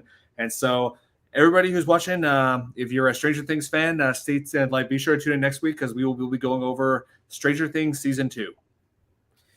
So, hope you've been keeping up to date on it, Nick. Oh, definitely. I know Shark Fest is now getting in the way as well as Shark Week, but yes, we'll focus. I'm going to try to find some time to watch some more Stranger Things. I wanted to show that comment for Angelo said this. Next podcast will be discuss Godzilla. Yes, we will get to. We will be talking about Godzilla at some point for sure. Hey, we'd be as Godzilla fans, we'd be crazy not to. You know? Yeah, exactly. There will be an upcoming episode dedicated to the Godzilla film. So we'll get to that, Angelo. Don't worry. When we talk about horror movies, you cannot talk about horror movies without Godzilla. Exactly. Thank you, Jill. Really appreciate it. She truly loves the show, Don. Oh, yes, I really appreciate it, Jill. Thank you for tuning in. And for my show tomorrow night, for the Nick Files, we'll be focusing on, and this is a case some of you guys have probably never heard of before, unless you've seen the movie of it. We're going to be focusing on the shocking true story. Ironically enough, it's actually involving a movie too, Don. It's going to be involving the shocking true story behind the movie, The Entity. The real case is actually called the Doris Bithard case or The Entity Haunting. Yeah, it's a hard movie to watch. It's a hard movie to watch, and the story itself, the real story, honestly, I think it's actually much more frightening and graphic than the movie and book itself. So I'm actually going to say this now. I do have to warn for those that are going to tune into the show tomorrow night. Warning. There's nothing. Now, there's nothing going to be visually graphic shown on the presentation, but this presentation will contain some information that may some graphic sexual related information involved in this case that may be graphic to some listeners. So not necessarily viewers, but listener discretion is advised. For Supernatural Talk on Thursday, I think it's just going to be me, Jeremy, Adrian, and Eileen. I'm not sure what we're going to be talking about. And then Friday on the 13th Dimension, we got Jeremy, remind me. I know we have a guest for this upcoming Friday. Remind me who we have on. We'll just give him a second. Okay. Friday's Greg. Greg Backen. The guy who was the guy who was supposed to come right after us, but he wasn't able to join. So we'll be having Greg on. So okay. Angel said, I hope the Godzilla discussion podcast will be up.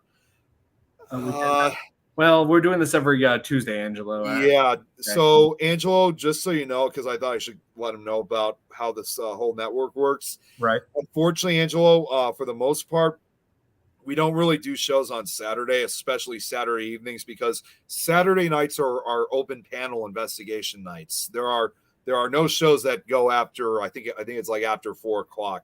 I could be wrong on the time, but there are no shows that run because that's when we open it up for live panel paranormal investigations.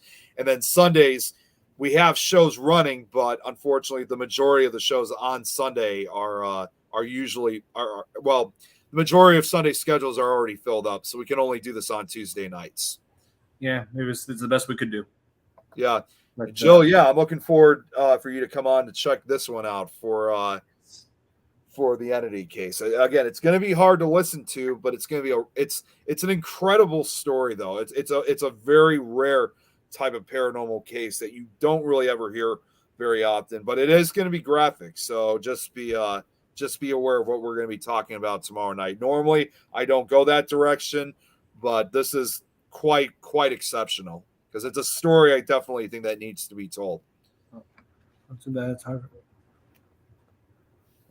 Oh, yeah. I do apologize for that. Yeah, I'm sorry, Angela. I imagine that could be an inconvenience, but I do apologize that we can't do it on weekends. Jeremy said for Thursday's show, just the four of us, free for all. Okay. Yeah. So, and one final announcement, because I'll make the announcement too on the show tomorrow. But this week's episode of the Nick Files and next week, they're also going to be among the last episodes I'll be doing because I'm actually doing shows by seasons. So as a result, I'm basically running out of presentations to show. So after this week's show and next week's show, I'm going to be taking a hiatus from doing the Nick Files, but I will still, however, be doing shows with Don, Supernatural Talk, and the 13th Dimension.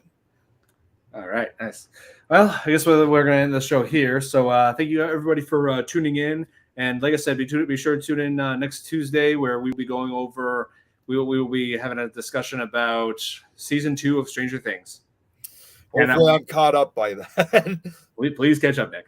I'm going to try my best. I'm going to have to, like I said, it's just that special time of year watching sharks. In the words of Yoda, try not, do or do not. There is no try.